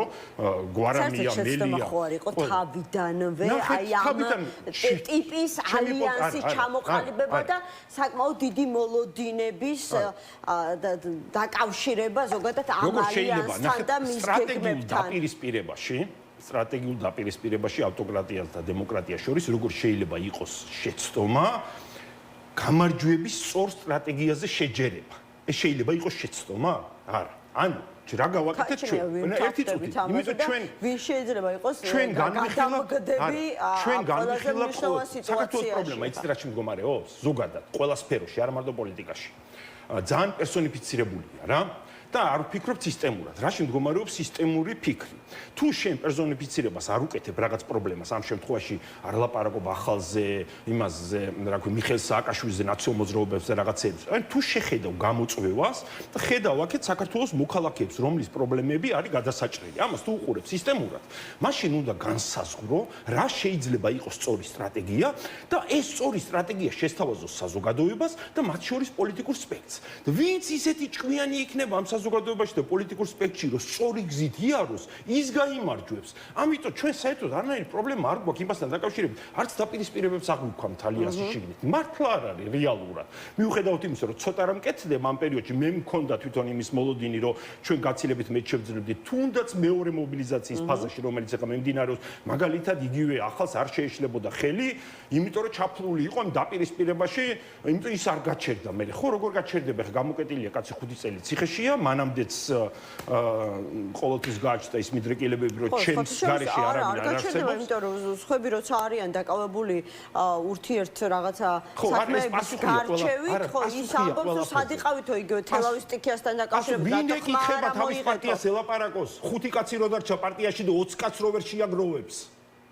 ანუ აქცია რომ მოუწო, რატო არ უწყობენ? ან ხო სულ მაგას იტყობს. ხო სულ იმაზე ლაპარაკობს. 2021 წლის აქციაზე ჩემი დაჭერის წინამდე რომ ამდენი ადამიანი მეც ვიყავი გასულ. როგორ ჩანს რაღაცა აქვს მოფიქრებული თემა. საერთოდ არაფერი მოფიქრებული არა. ამბობენ რომ აი რეფორმატორობა საბჭორო ჩამოყალიბდება, რომლის თავმჯდომარის მიხეილ სააკაშვილი იქნება, ის კიდევ უფრო აქტიური იქნება, რაღაცა მექანიზმი მოიფიქრეს, ხალხთან მეტი კომუნიკაცია ქონდეს. მაგრამ დღეში 12 დაწერს, ხო? არ ვიცი, შეიძლება რაღაცა სხვა ფორმა ქონდეს კომუნიკაციის, აი რა ვეძახით იმას, რაღაცა პირდაპირ ხიდი. ყველა სამძიმარში იმას გამოყოფს თუ რა მაგარია თვითონ. მაგრამ ახლა როგორ სოციალურ რაი ხიდი ქონდეს ამ მრჩეველთან, არ ვიცი, წარმოდგენა არ მაქვს. ჩვენ ამ თემას ალიანსის ფარგლებშიც კი გავემიჩნეთ. ანუ როცა მიხეილ სააკაშვილი რაღაცა ბულერებით გამოდის, ანუ რო იჯიბგიროს. იმიტომ ჯიბგირობით, როცა იზოლირებული პროცესიდან ჯიბგირობით შეიძლება აჩვენო ძალა, ანუ ჩვეულებრივი ველური ინსტინქტია. ამ ჯიბგირობას პასუხობთ, რო არის ჩვეულებრივი ფუფლო შარლატანი და არაფრის გამკეთებელი და ვანებებთ ამ თემას თავს შეგნებულად.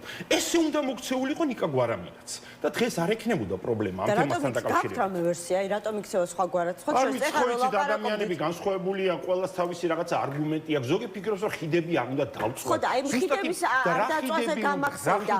ხო ნახეთ მიხეილ სააკაშვილი აი ამ რა ხიდები უნდა დაწვა ადამიანთან, რომელსაც სხვანაირად არ შეუძლია. უბრალოდ მისი მსოფლმხედველობა არ იღებს იმას.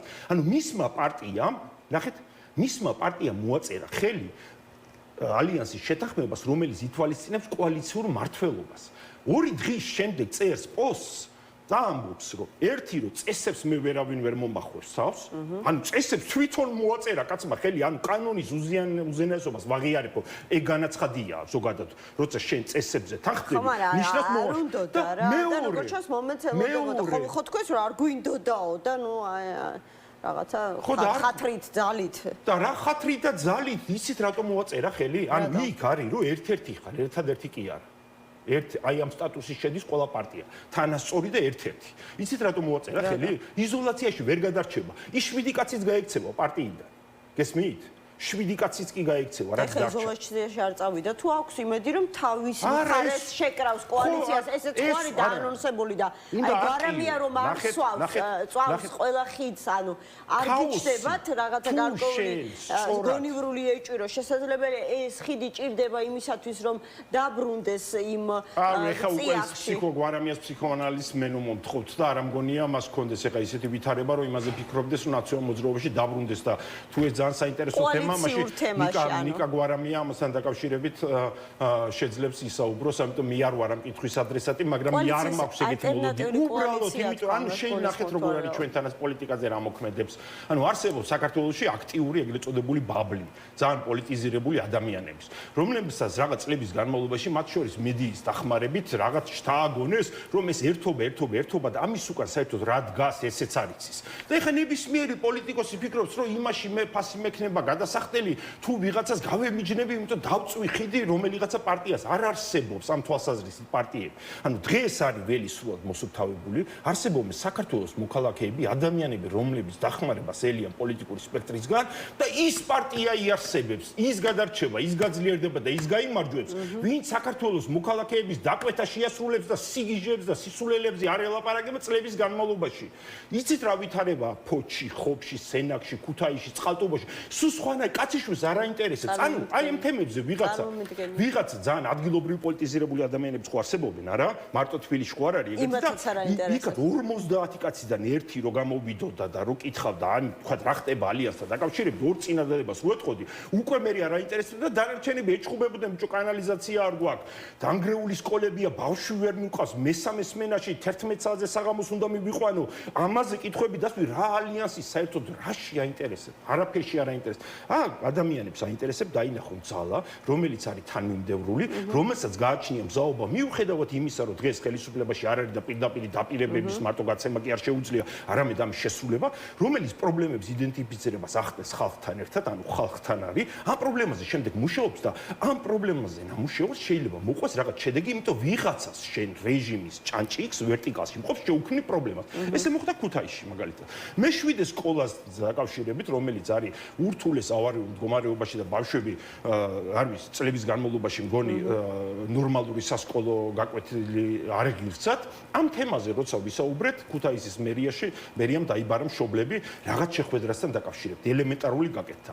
ზურა სიხარულიძემ ფოჩში მეტადონის პროგრამას დაკავშირებით რომ ნახა თუ რა ბოსელში აიძულებენ ადამიანებს ყოველდღიურად მისვლას და როგორი ანტისანიტარია და ამაზე რო ვიყვირე ჩავწერე და რო ეს გავცელ და მეორე დღეს იძულებული გახდა, იმიტომ იმათაც ხო ეშინიათ, რომ ეხა ამის გამო თუ ანახეთ ვის ეშინია, ბიძინას ამის კი არ ეშინია, მაგრამ ვინც ადგილზე პასუხისმგებელია პარტიიდან და ცენტრიდან იმას ეშინია, რომ თბილისიდან ვიღაცა დაურეკავს და ეტყვის, რომ შენ გამო რაღაცა გავირუსდა და ჩვენზე ცუდად შეიძლება იყოს ხალხი გაგიკეთებიათ ამ დროს ამ ეროვნული მობილიზაციის გეგმის ფარგლებში.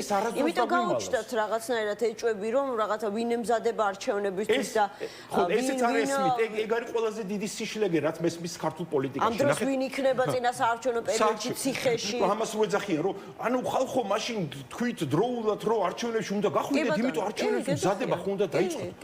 წინა საარჩევნო პერიოდის მიღმა რას აკეთებს ეს ხალხი, მაინტერესებს. ანუ რა არის მაგათთვის პოლიტიკური ცხოვრება და საქმიანი? ერთიანი სია თქვენ არ მოგწონთ? არა, კიდე სხვა რაღაცებზე მელაპარაკებით, ემა რა ერთიანი სია რომ შეიძლება მელაპარაკებით, რასაც სალომე ზურაბიშვილი ამბობს. ხო და რატო უნდა ვიყო მე სალომე ზურაბიშვილის იმის ადრესატი? ანუ ერთიან სიაზე ვინ უნდა იყოს ერთიან სიაში? გახარია მიშა სააკაშვილი, თამარ ჩერგოლეიშვილი და ვიღაცეები კიდე და ვიქტორ ყიფიანი, მამუკა ხაზარაძე და რაღაცეები. რატო? ანუ წინასწარ თქვა უარი, რომ შანსი გვექნება ადამიანებს, რომ საქართველოს ექნება შანსი გადარჩენის წინასწარ ამაზე უარი განვაცხადოთ? არა, ვერანაირი ერთიანი სიით ესეთი ყალბი ერთობით რისიც ადამიანებს არ ჯერა.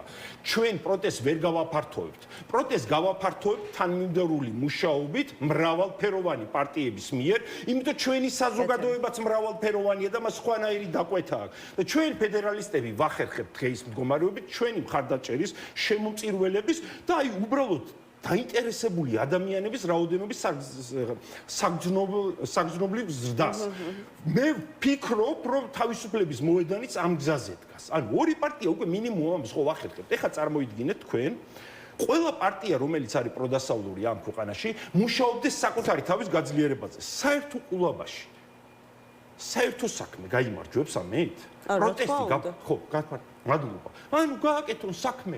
რაღაცებს კი ველოდებიან რომ გამოვიდა და არჩევნებთან დაკავშირებით თქვით რომ ხა გარჩევებით არისო დაკავებული. გარჩევების გარდა დაკავებულია. ხო, სასამართლო პროცესებზე დადის კვირაში სამჯერ და ამითი არ არის დაკავებული. ნიკო გვარამი არ არის მარტო პარტია, ხო? ანუ პარტიამაც უნდა მიიღოს მესმის რთული ვითარება აქვს. ნებისმიერი ტიპის მხარდაჭერა იქნება მოცემულობაში არ არის პარტია აღმოჩნდით ანუ პოლიტიკური თვალსაზრისით კოალიცია ცვლილებებს და რადგან ეხა არათანაბარი პირობებია ჩვენ გავჩერდეთ ანუ ამ ქვეყნისთვის უკეთესი იქნება ჩვენ რო არ ვიმუშაოთ ველზე გადასაწყვეტია მე რა ვიცი არ ვიცი ანუ იქიდან ანუ პირდაპირაც ვერ გეუბნებიან მაგრამ საჯაროდ აი ზუსტად მაგიტო იჭერს მაგლიდერებს ტონი მოდის და ეხა არ დავსვა შეკითხვა აი აშკარად საყვედურ ისმის რომ აი თქვენ ხო თქვენ ახლა მოიცალეთ იმის რომ დადიხართ რეგიონებში ხალხს ვხვდებით თქვენი პარტიის საქმეს აკეთებთ და ხალხი აგერ დასაჭერად არის გამზადებული ვერც ალიანსში მუშაობენ ვერც პოლიტიკური გეგმებს ადგენენ კოალიციის არც ერთი ლიდერი არ იყო თავისუფლებაზე და კოალიციას და ცალკეულ პარტიებს კოალიციაში შემოვლას არ გაუჩერებთ მუშაობა. ეს არის მათი მსოფლმხედველობა და ეს არის სწორი და ესეც უნდა გააგრძელო. მე უბრალოდ გვარამისთან დაკავშირებით ის ვთქვი, რომ სააკაშვილთან აირჩი არასწორი ტაქტიკა. ანუ რამცაც უფრო მეც დაუთმობს, მით უფრო ხშირად გახდება მიშა სააკაშვილის სიგიჟეები, რასაც ის იმიდან რა ქვია, ციხიდან წერს, მისი ყოველდღიურობა. და მოუწევს სულ ამ ყველა ეთერში იმაზე ლაპარაკს, რომ მიშამ შენზე ეს თქვა კიდე მოღალა და გიწყოთ. აი კიდე რა ფეხებზე და საქმე გააკეთე სანამ გარეთ ახარ, ხო? მადლობა თენგო კირთაძე, პარტია ფედერალისტების ერთ-ერთი ლიდერი იყო ჩვენი გადაცემის სტუმარი, პირს რომელიც გორშ დედაშვილს დაეჯახა პატიმრობა შეეფარდა. ზუსტად ამ თემას გავაგრძელებთ რამდენიმე წუთში გადაცემის მეორე ნაწილში. გადაცემა 360 გრადუსი დაბრუნდა ეთერში. არავინ გაბედოს შემსუბუქება, არავინ გაბედოს გიგა ავალიანის დედა მოგონებად დაგრჩებათ. უვადოდ უნდა ჩაჯდეს ეს გარეწარი, იქ უნდა დალპეს. ესეც და სხვებიც, ვინც მთვრალი და კაიფში სხვებს სიცოცხლეს მოუსწრაფებს. ანას და მართას სიკვდილი იყოს ბოლო წვეთი. გაამკაცრეთ კანონი, დაიხოცა ქვეყანა. ამ სიტყვების ავტორი ირმა ამბარდნიშვილი გორში ავარიით გარდაცვლილი დედაშვილის ახლობელი უნდა ჩაგვერთოს. ირმა საღამომშვიდობისა. მოგესალმებით, მადლობა გადაცემაში მონაწილეობისთვის. პირველ რიგში რა ვიცი ჩვენი სამძიმარი და ძალიან დიდი გულის ტკივილი მიიღეთ, როგორც დედა და როგორც ასევე მცირეწლოვანი შვილიშვილის ბებია. მართლა ძალიან შეძრული ვარ ამბით და დარწმუნებული ვარ ჩემს მდგომარეობაში არის ძალიან ბევრი ჩვენი თანამოქალაქე. ეხა ბოლო ინფორმაცია გავრცელდა ირმა იმასთან დაკავშირებით, რომ ეს პირი არის დაკავებული და მას პატიმრობა შეეფარდა. რა მოლოდინები გაქვთ, ახსრულდება თუ არა კანონის სრული სიმკაცრით, რასაც თქვენ ითხოვთ? პროკურატორამ 276 მუხლის მეცხრე ნაწილით აღწერა საქმე, რომელიც სატრანსპორტო მოძრაობის წესების დარღვევასთან დაკავშირებულია და ჩვენ ვთქვით, რომ ეს განსაკუთრების მუხლით უნდა აღიქვეს ხალხო ორი ადამიანი მოკლა სიკვდილით მიაჭყლითა და გაიქცა. უგონო მთვრალმა პროკურორი შორენამ გალობლიშვილი წერს, რომ 354 ჯარიმა ჰქონდა ბოლო წელში გამოწერილი და მე ვკითხულობ, როდემდე უნდა გაგრძელდეს ამ უდანაშაულო ადამიანების ხოცვა. ანასი და მართას სიკვდილი იყოს ბოლო, რომ ეს თავაშვებული მძღოლები, მწვალები, ნარკოტიკების ზედამხედველობის ქვეშ პირდაპირ ციხეში უნდა წავიდნენ. როგორ შეიძლება რომ 10 წელში 5300 ადამიანი მოკვდეს? ბოლო ომშიც არ მომკვდა 2008 წელს 5000 ადამიანი, ხალხო. ეს რა გვემართება? ყველა უნდა გამოვიდეს, ყველა გვერდში უნდა დაგვიდგეს. ჩვენ ეს უნდა აავლაგმოთ ამათი თარეში. დავტირე ახლა და გაშტერებული ვარ ორი უბედური ადამიანი წევს სამარეში და ასე და არ ვიცი რომელი ვიტირო, ხან ერთ სამარესთან მივალ, ჩასასვენებელთან, ხან მეორესთან მივალ. რა გავაკეთოთ, აბა მითხარით, რა გავაკეთოთ? სასჯელის უმაღლეს ზომას ვითხოვთ, ნუ გაგვამწარებენ, ისედაც გამწარებულოს, ჩვენ არ დავიხევთ უკან. ეგენი ვერაფერს ვერ უნდა დალპეს ციხეში. უნდა დალპეს ციხეში. მაგის სიცოცხლეს აღარ აქვს. კანონმა უნდა იზეიმოს. ჩვენ მაგ მუხს არ ვეთანხმებით, რა თქმა უნდა, ექსპერტიზის დასკვნას ველოდებით. ეხლა გამწარებულები ვართ და გაუგნებლები მთელი ოჯახი და ჩვეულებრივ დავიწყებთ ბრძოლას. არ დავიხევთ არც ერთი წუთი. არც ერთი წუთი უკან დამხევები არა ვარ. ირმა, როგორც ვიცი, უკვე ნახეთ ხომ, ალბათ კამერების ჩანაწერები, რომელიც აი ამ 13 ივლისის საბედისწერო შემთხვევას აღწერს ანასთვის და მართასთვის. თუ შეგიძლიათ რაიმე დამატებითი დეტალები გვიამბოთ? კი, როგორც თვითმკვლელმა თქვას, მანქანაში უჯდა 2 მცირეწლოვანი შვილი და კიდევ 2 მასზე უგონო მთვრალი თუ ნარკოტიკების ზემოქმედების ქვეშ მყოფი დეიდაშვილები და ისინი სასწრაფოდ გაარიდა ადგილიდან, რომ დაემალა, ასე თქვა, თავისი მდგომარეობა და მათი თანამონაწილეობა. ვითხოვთ მათი სანამ უცხოეთში გადავლენ ის დამნაშავეები მათ დაკავებას, როგორც განსაცდელში მიტოვების მუხლით უნდა აღიძრას მათი საქმეს, გაიქცნენ, რომ ჯგუფში არ ჩათვლოდათ. მიატოვეს და იქნებ გეცოცხლა. რატო არ გადმოვიდნენ, რატო დახმარება არ გაუჩეს. გაიქცა, მერეც უჩიეს ეთყობა, რომ ოჯახმა შურისძიება არ მოაწყოსო და მიივიდა. მიიყვანეს და ერთმა იყო თავისი პასუხისმგებლობა. დეიდაშვილები დაფარა. მათთან ერთად უარა ყოფილიყვნენ. მე მაგალითად ვითხოვ, რომ კანონში მკაცრად უნდა იყოს განსაზღვრული, რომ მანქანაში მყოფი ვინც მთვრალს ჩაუჯდება მანქანაში, მათზეც უნდა გავცელდეს ციხე, ხალხო. გინდა ავტომატი გადაგიკიდია ძუძზე და გივლია და გინდა მთვრალებს გივლიათ. ვის ახოცავთ, ხალხო, ვის ახოცავთ, ვის გაზრდილ შვილებს ახოცავთ? ანუ უმწეო მდგომარეობაში მყოფი ქალი და 3 წლის ბავშვი დაეჯახა, დაინახეს ადამიანებმა მანქანაში მსხვილობებმა, რომ დაეჯახნენ და უმწეო მდგომარეობაში მყოფი ბავშვი მიატოვეს ქუჩაში? დიახ, ესე იყო. დიახ, ესე იყო. დიახ, მიატოვეს და გაიქცნენ უმწეო მდგომარეობაში. და ერთი ჩაბარდა და ის 2 გარეწაში დეიდაშვილი არ არიან დაკავებული და პროკურატურა ცდილობს, რომ ეს საქმე მიჩქმალოს და ესე არ გამოვა. ჩვენ არ გავჩერდებით, გამორიცხულია. ვინ გამოიძახა ადგილზე სასწრაფო დახმარება, ანუ თვითმხილველები რას ყვებიან? და იქ მყოფი გზაზე მასთან ერთად წინ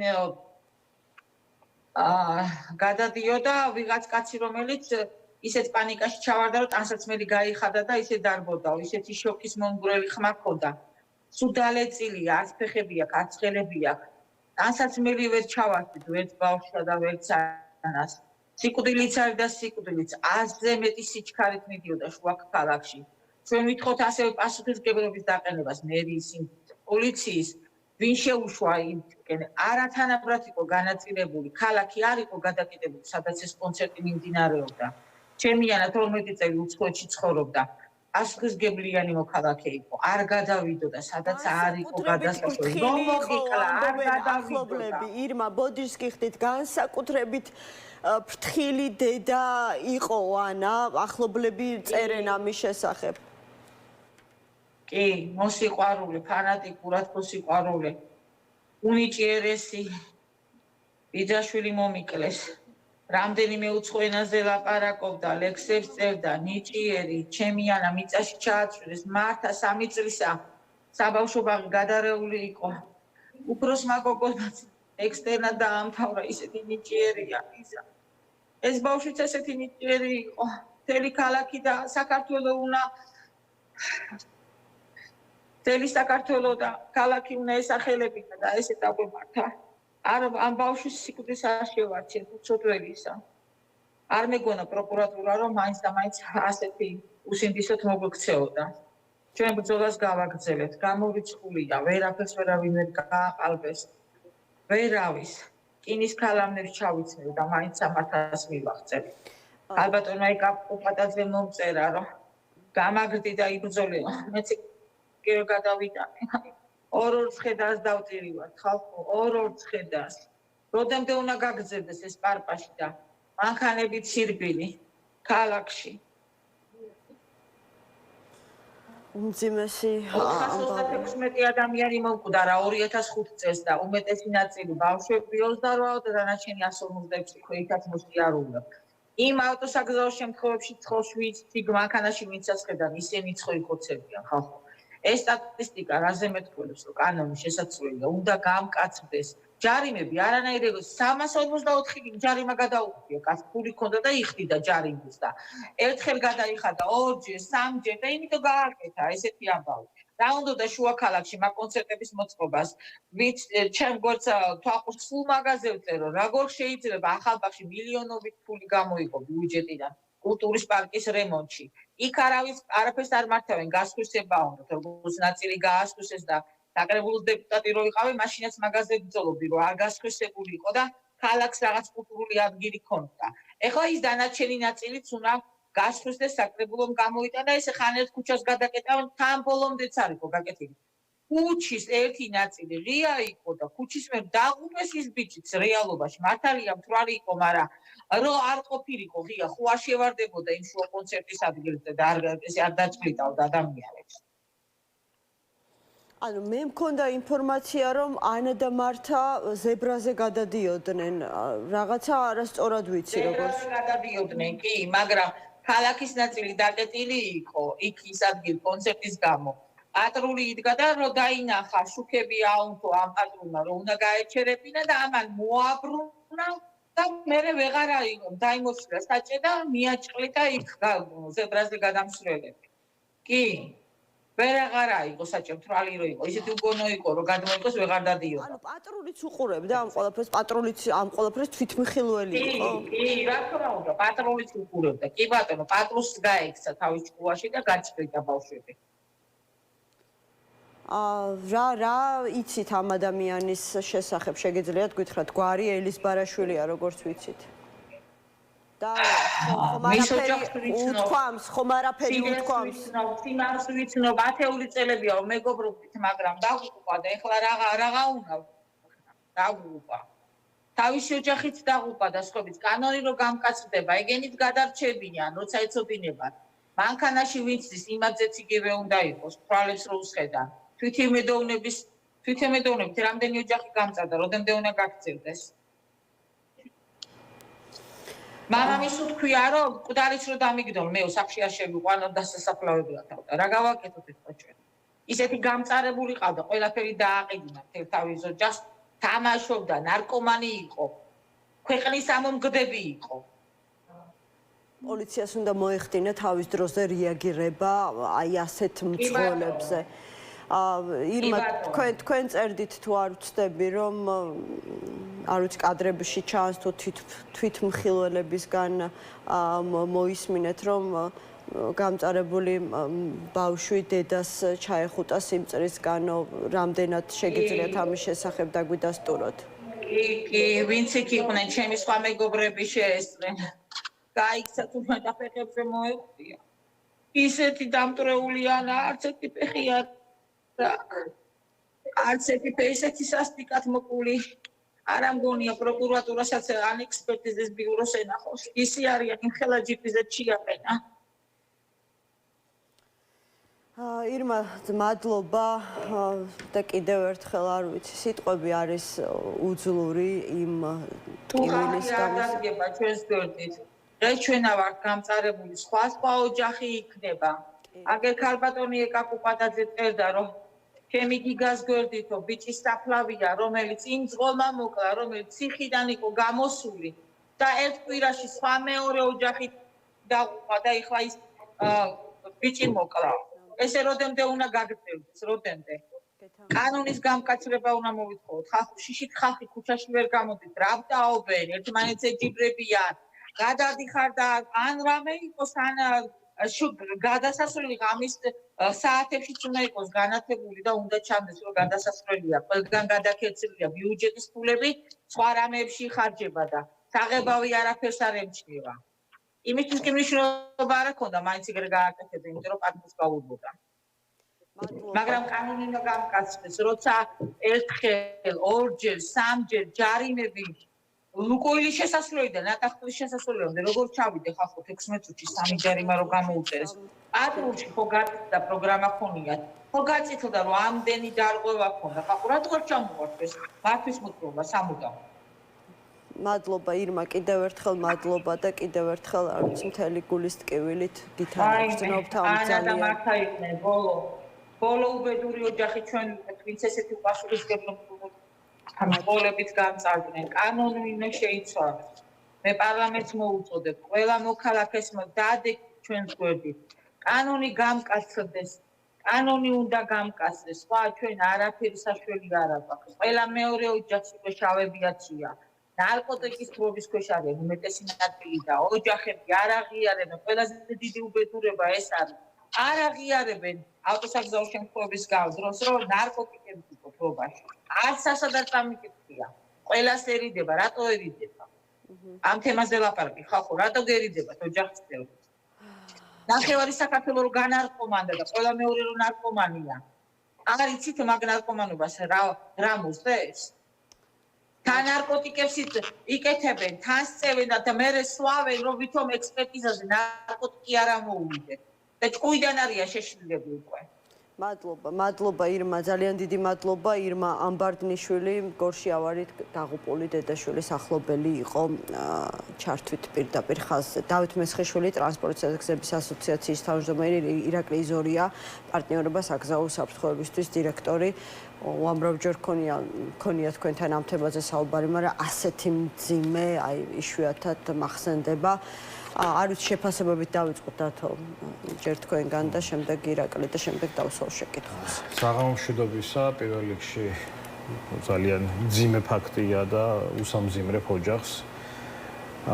მეორე მხრივ კი აუცილებლად უნდა ვთქვა, რომ ემოციური შეფასებები ჩვენი მხრიდან, მათ შორის სახელმწიფო სტრუქტურების მხრიდან, თუნდაც ხალხის მხრიდან საკმარისი აღარ არის. არ არის საკმარისი იმისთვის, რომ ასეთი ტრაგედიები მეორედ აღარ მოხდეს. ამავდროულად მინდა მადლობა უთხრა ქალბატონ ირმას, გამონახა თავის თავში ის ძალა, რომ გამოსულიყო და საჯაროდ ესაუბრა და ის გააკეთა იმიტომ, ჩემი განცდით, რომ მან ტრაგედია ააცილო სხვა ოჯახებს. რეალურად ეს ერთგვარად პრევენციული ხასიათის გამოსვლა სხვა ოჯახებისთვის. ხო, თუ ვფიქრობ, რომ პრობლემა ხელის გულზეა, პრობლემა არის იმაში, რომ სისტემური პრობლემაა ეს აღარ არის ერთი სტრუქტურის პრობლემა, ან ერთი ადამიანის, რომელიც კანონს არ ღვევს ამის პრობლემა, ხელის გულზე არის მთელი კასკადი აი პრობლემების და ეს არის სისტემური პრობლემა. ეს საჩვენებს იმას, რომ კანონის დღევანდელი სამართლებრივი ბაზა, რომელიც საგზაო უსაფრთხოებას არეგულირებს, არ პასუხობს გამოწვევებს. სამართლებრივი ბაზა 364, აი კონკრეტულად ამ ეს кейსი უნდა გახდეს გარდამტეხი აი ამ პრობლემის რეალურად პრობლემის, რომელსაც ქვია მოსიარულე სიკვდილი. 364 ჯარიმა რო აქვს ადამიანს გამოწერილი და დარწმუნებული ვარ, იქიდან უმეტესობა არის ან ნასვამი საჭესთან ჯდომის, ან სიჩქარის გადაჭარბების. ის როგორ შეიძლება კიდევ ჯარიმის გადახდის, ასე ვთქვათ, სანაცვლოდ გზაზე გამოუშვა? კი, ჩვენი სამართლებრივი ბაზა არ პასუხობს ამ გამოწვევებს საერთოდ. და რეალურად ჩვენ მივიღეთ ესეთი სურათი, თქვენ ალბათ გახსოვთ, რომ ქულათა სისტემას ვითხოვდით ჩვენ ყოველთვის წინაწლებში და ბევრჯერ გვისაუბრია, რაში გვჭირდებოდა ეს ქულათა სისტემა, გვჭირდებოდა იმისთვის, რომ ქულები განულებულიყო და ადამიანს რომ ქულები გაუნულდება, ეს ნიშნავს იმას, რომ ის არ იმსახურებს უბრალოდ რომ მართვის მოწმობა ქონდეს და კიდევ საკითხავია უნდა მიდიოდეს მე მოკლება რატო ქონდა საერთოდ ასეთ ადამიანს მართვის მოწმობა ჩვენ ხო ასეთ არანაირი ღონისძიება არ გვაქვს და უფრო მეტი სიჩქარის გადაჭარბებაზე ვიდეო კამერებთან ამას საუბრობ მე უკვე თვეებია იმიტომ რომ ეს ბოლო პერიოდში ამწვავედ დადგა ეს საკითხი ჩვენი ყველას არასამთავრობო ორგანიზაციების მხრიდან რომ დღეს ჩვენ გვაქვს სიტუაცია რომ დარღვევა შეგეძლია იყიდო, ანუ თუ ფინანსურად გაქვს ამის შესაძლებლობა, შეიძინო დარღვევების ულიმიტო პაკეტი. აი ხო არის ინტერნეტის პაკეტს რო შეიძენთ ან სატელეფონო საუბრის ულიმიტოდ შეიძინოთ დარღვევა და თქვენ თვითონ დაადგინოთ საგზაო მოძრაობის თქვენი წესი. როგორცაც თქვენ მოიფიქრებთ აი წესით იმოძრავოთ. გახადა თანამონაწილი არის აი იმ კვლელობების, რომელიც გზებზე ხდება და აი იმიტომ რომ მიაღწიეს ხო სხვა ქვეყნებმა საქართველოს ხო გადავალ ირაკლისთან და შემდეგ დაგებრუნდებით, იმიტომ რომ მართლა ძალიან აღშფოთებულა. თუ სხვა ქვეყნებმა შეძლეს რომ სიკვდილიანობა გზებზე გაენულებინათ ჩვენ რა გვჭირს, რატო გვეხოცება მართლა ერთი სოფელი ყოველწლიურად, ანუ მხოლოდ წელს ხო 6 თვე არის გასული წლის დასაწყისიდან 100-ზე მეტი ადამიანი და რაც ვიცით და აგერ დავითვალეთ მხოლოდ ივლისის თვე 11 ადამიანი ლამის ყოველ დღე ავტო ავარიაში გვიკვდება ადამიანი. მოგესალმებით, მესალმებით თქვენს ტელემაყურებელს, ასევე მინდა ოჯახს მიუსამძიმლო ძალიან არ ვიცი ესეთი ტრაგედიები მართლა ხშირად ხდება და ფიქრობ რომ ესე უბრალოდ არ უნდა უყუროთ ამას წლები არის ჩვენ ხედავთ ტელევიზიის საშუალებითაც შევხვდება მსგავსი ტრაგედიები, თუმცა არ დაგვადგა საშველი გარკვეული ცვლილებები შევიტანოთ იგივე კანონმდებლობის მიმართულებით. ყველაზე დიდი პრობლემა ის არის რომ არ გვჭირდება საქართველოში რაღაც ახალის მოგონება, ახალი ველოსიპედის მოგონება, არსებობს წარმატებული სტრატეგიები, წარმატებული ქვეყნები, სადაც ნულოვანი ხედვა გამართეს ბოლომდე ქვეყანაში სისტემა ააგეს ისე რომ საგზაო შემთხვევები ხდება, მაგრამ ადამიანები არ იღუპებიან. ეს ყველაფერი ხელზე არის მოცემული. არაერთი კვლევა, არაერთი პოლიტიკის დოკუმენტი, არაერთი დაკვირვება ტარდება ჩვენ ამ დარგში მომუშავე ადამიანების მხრიდან, რომელიც მართლა მოიცავს იმ ევროპულ გამოცდილებას და იმ ხედვას, რაც რეალურად ჭირდება ქვეყანას, თუმცა ამის გააზრება წლობით მიმდინარეობს. გვჭირდება თუ არ გვჭირდება და ეს საქართველოს არ აქვს ამის მფუნება, რომ წლების განმავლობაში უყუროთ და მოვიფიქროთ რა უნდა გადავწყვეტოთ, არამედ ხვალაც უკვე დაგვიანებულია ეს პრობლემა, ამაზე საუბარი დღესვე უნდა დავიწყოთ ამაზე ჩვენ მუშაობა და როგორც დათომ თქვა, კანონმდებლობა გვაქვს, მაგრამ ბოლომდე არ არის სრულყოფილი. რაღაცას ვაკეთებთ, მაგრამ ბოლომდე არ მიყვავს. იგივე ქულათა სისტემასთან დაკავშირებით გავიხსენებდი, წლები არის ვითხოვთ ჩვენ ყველა მეც დათომას და სხვა ამ საქმეში ჩართულმა ადამიანებმაც თავის დროზე დაუჭირეთ ხარი ქულათა სისტემას, თუმცა სანახევროდ არის გაკეთებული, ანუ ჩონჩხი შეიქმნა და ხორცი არ აქვს. გამოვიდა ესე. რა არის პრობლემა? პრობლემა ის არის, რომ კანონმდებლობით ქულები ეხა რო შევცვალეთ, ხო გავაკეთეთ დიფერენცირებული მიდგომა. 50 ლარიანი ჯარიმა არის 30-დან 15-დან 30-მდე, 30-დან 50 კილომეტრამდე გადაჭარბებაზე 100-ია და უკვე 50 კილომეტრიდან მაღლა არის 300 ლარი. ქულებიც 50 კილომეტრამდე არის 10, მერე 20 არის. ვის აკდება ქულები? რეალურად არავის არ აკდება. ანუ კამერები თუ ვერ ხდება ჩამოკლება, პატრული ვერ აჩერებს სიჩქარის გადაჭარბებაზე, გამოდის რომ ჩვეულებრივად ყიდულობენ ეს ადამიანები ამ თავიანთ დარღვევებს და ულიმიტო დადიან. ზუსტად ამიტომაა ჩვენ რო ვითხოვდით, რომ ეს ქულების სისტემა თლიანად უნდა შეიცვალოს და იმასაც არ ვითანხმებით, რომ დეკემბერში გავნულდეს ქულები. პირადად მქონია გამოცდილება, როცა ადამიანი უახლოვდება დეკემბერს, მაშინ არ გვევს, იმიტომ რომ აქვს 100 ქულა და საწაიღოს არის ეს გეგონება საჩუქარია სახელმწიფოსგან მიცემული და ეს უნდა დახარჯოს ეს ქულები და ამ დახარჯვის პროცესში შეიძლება ადამიანი შემოახვდეს ან ძალიან მძიმე ზიანი მიაყენოს. ეს ქულების პრინციპის გადასახედია. ყველაფერი აბსოლუტურად ძირეულად არის შესაძლებელი. ეს ერთი, მეორე, სიჩქარის გადაჭარბებასთან, იგივე ურბანულ ლიმიტებთან დაკავშირებით, როგორც წეგან ვისაუბრეთ, აუცილებლად უნდა გადაიხადოს. დასახლებულ პუნქტებში წარმოუდგენელი სიჩქარის სიარული არ შეიძლება ხალხო, არ ვიცი, წლებია ვლაპარაკობდა, მართლა ეს ტრაგედიები უკვე ლამის მედიიდან ისე იქცა, რომ ჩვეულებრივი მოვლენაა ყველასთვის და ეს ასე არ უნდა ხდებოდეს. 479 ადამიანი გარდაიცვალა, აქედან 8000-ზე მეტი, არ ვიცი, ძალიან მძიმე დაშავებულია და ეს ის ფაქტებია, სადაც სისხლის სამართლებრივი დევნა არის დაწყებული.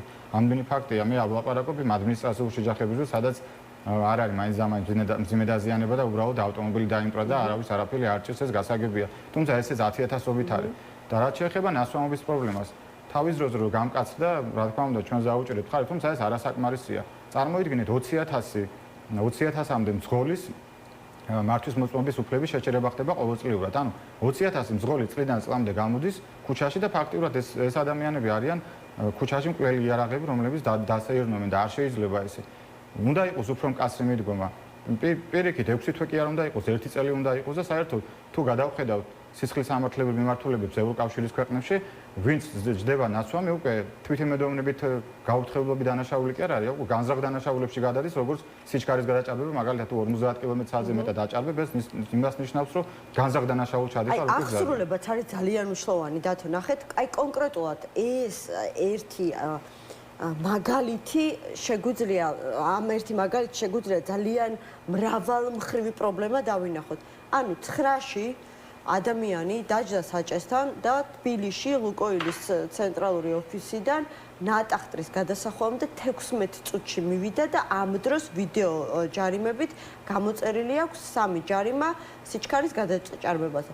არ ვიცი, აი აღსრულების მექანიზმი როგორ მუშაობს? იქ ვიღაცა უყურებს და არღვევს, აძლევს ჯარიმე, ასე ვთქვათ, დარღვევების უფლებას და ასე ამ ადამიანს არ ვიცი, მანამ ეთყობა არ იყო მთელი ტრასა აღჭურვილი კამერებით თუ იქ აღარ გადაუჭარბებია, შეეძლო მთელი 60 კილომეტრი თუ რამდენია გორამდე დაეფარა აი ესე ყოველ 100 თუ 500 მეტრში ასეთი უკეთეს შემთხვევაში ჯარიმები. კი, ხო, მამა, ეგ არის ჩვენი საჩივარიც ზოგადად და მაგას აღნიშნავთ, რომ კანონის ახსრულება საერთოდ არ პასუხობს იმ გამოწვევებს დღეს, რომელიც ჩვენს წინაშე დგას და უპირატესობას აძლევს გზებზე იმ ადამიანებს, ვისაც ფული აქვს. აი ეს პირდაპირ გასაგები ენით რომ თქვათ. ანუ ის რომ კანონის წინაშე ფინანსურად შეჭირვებული ადამიანის და ფინანსურად ძლიერი ადამიანის უნდა ვიყოთ თანაბრად, იმიტომ ეს უსაფრთხოებას ეხება. ხო ეს არ არის რაღაც ფუფუნება, რესტორანს ხო არ ვირჩევთ, როსაც შევიდეთ. ეს არის უსაფრთხოების საგანი, რომელიც ყველას თანაბრად გვეხება. აი აქ არსებობენ ადამიანები, ვინც არიან პრივილეგირებულები ჩვენს გზაზე და ვისაც აქ უფლება ისე მოიქცეს, როგორც თავად გადაწყვეტს. და ამას აკეთებს ფულით. ანუ ყიდულობს დარღვევას. მას არ აკლდება ქულები, განსაკუთრებით მთავარ დარღვევაზე, ეს არის სიჩქარის გადაჭარბება, რომელსაც მე კი არ შევარქვი ესე საერთაშორისო ტერმინოლოგიით მკვლელი დარღვევა ქვია, რომ სიჩქარე კლავს. აი ამ დარღვევაზე მთავარი ადმინისტრირების ბერკეტი, რაც გააჩნია სახელმწიფოს, ეს არის ქულათა სისტემა, არ არის მიბმული კამერებთან და კანონის ახსრულებასთან. ეს ნიშნავს იმას, რომ ნებისმიერ ადამიანს შეუძლია რამდენჯერაც გაუხარდება იმდენჯერ დაარღვიოს წესები და ამავდროულად თვითონ მოიგონოს, რომ თვითონ დაადგინოს თავის საგზაო მოძრაობის წესები და მივდივართ ამ ტრაგედიებამდე. აქ აუცილებლად მინდა თქვა, ირაკლიმ ძალიან კარგი ანალიზი გააკეთა. უკვე თანამედროვე მიდგომა, მეგობრებო, აი მინდა რომ საზოგადოებასაც მივმართო რა. ეხლა მithumetes ზაფხულის პერიოდია, ინტენსიურია საგზაო მოძრაობა, საქალაქთაშორისო მიმოსვლაც არის უფრო ინტენსიური და ვიღაც ფიქრობს, რომ აი 10-15 წუთით ადრე თუ სადმე ჩავა, ესე იგი ეს იქნება რაღაც საოცარი მიღწევა, ხო? ამ დროს მეორე მხარეს, სასწორის მეორე მხარეს დგას ადამიანების სიცოცხლე, ხალხო. ანუ ის 10-15 წუთით ვითომ რაღაცის მოსწრების სანაცვლოდ შეიძლება სიცოცხლე დაკარგოს და დაკარგოთ საერთოდ და რატო აკეთებთ ამას? აი სრულიად წარმოუდგენელია, ხო? და ასევე ძალიან ხშირად არის ხოლმე ესე ნორმაა, აი ახლა ირაკლიც ამბობდა და თითქოს ნორმად მიიღო საზოგადოებამ, რომ საგზაო სატრანსპორტო შემთხვევა უნდა მოხდეს, იქ ადამიანები უნდა დაიღუპონ, უკვე ნორმაა, იმიტომ რომ დღეში ერთ ადამიანზე მეტი როცა იღუპება, უკვე ნორმაა. საზოგადოება მიიღო ესე იგი 450 ადამიანის დაღუპვა ყოველწლიურად. და ეს არ არის ნორმა, მეგობრებო.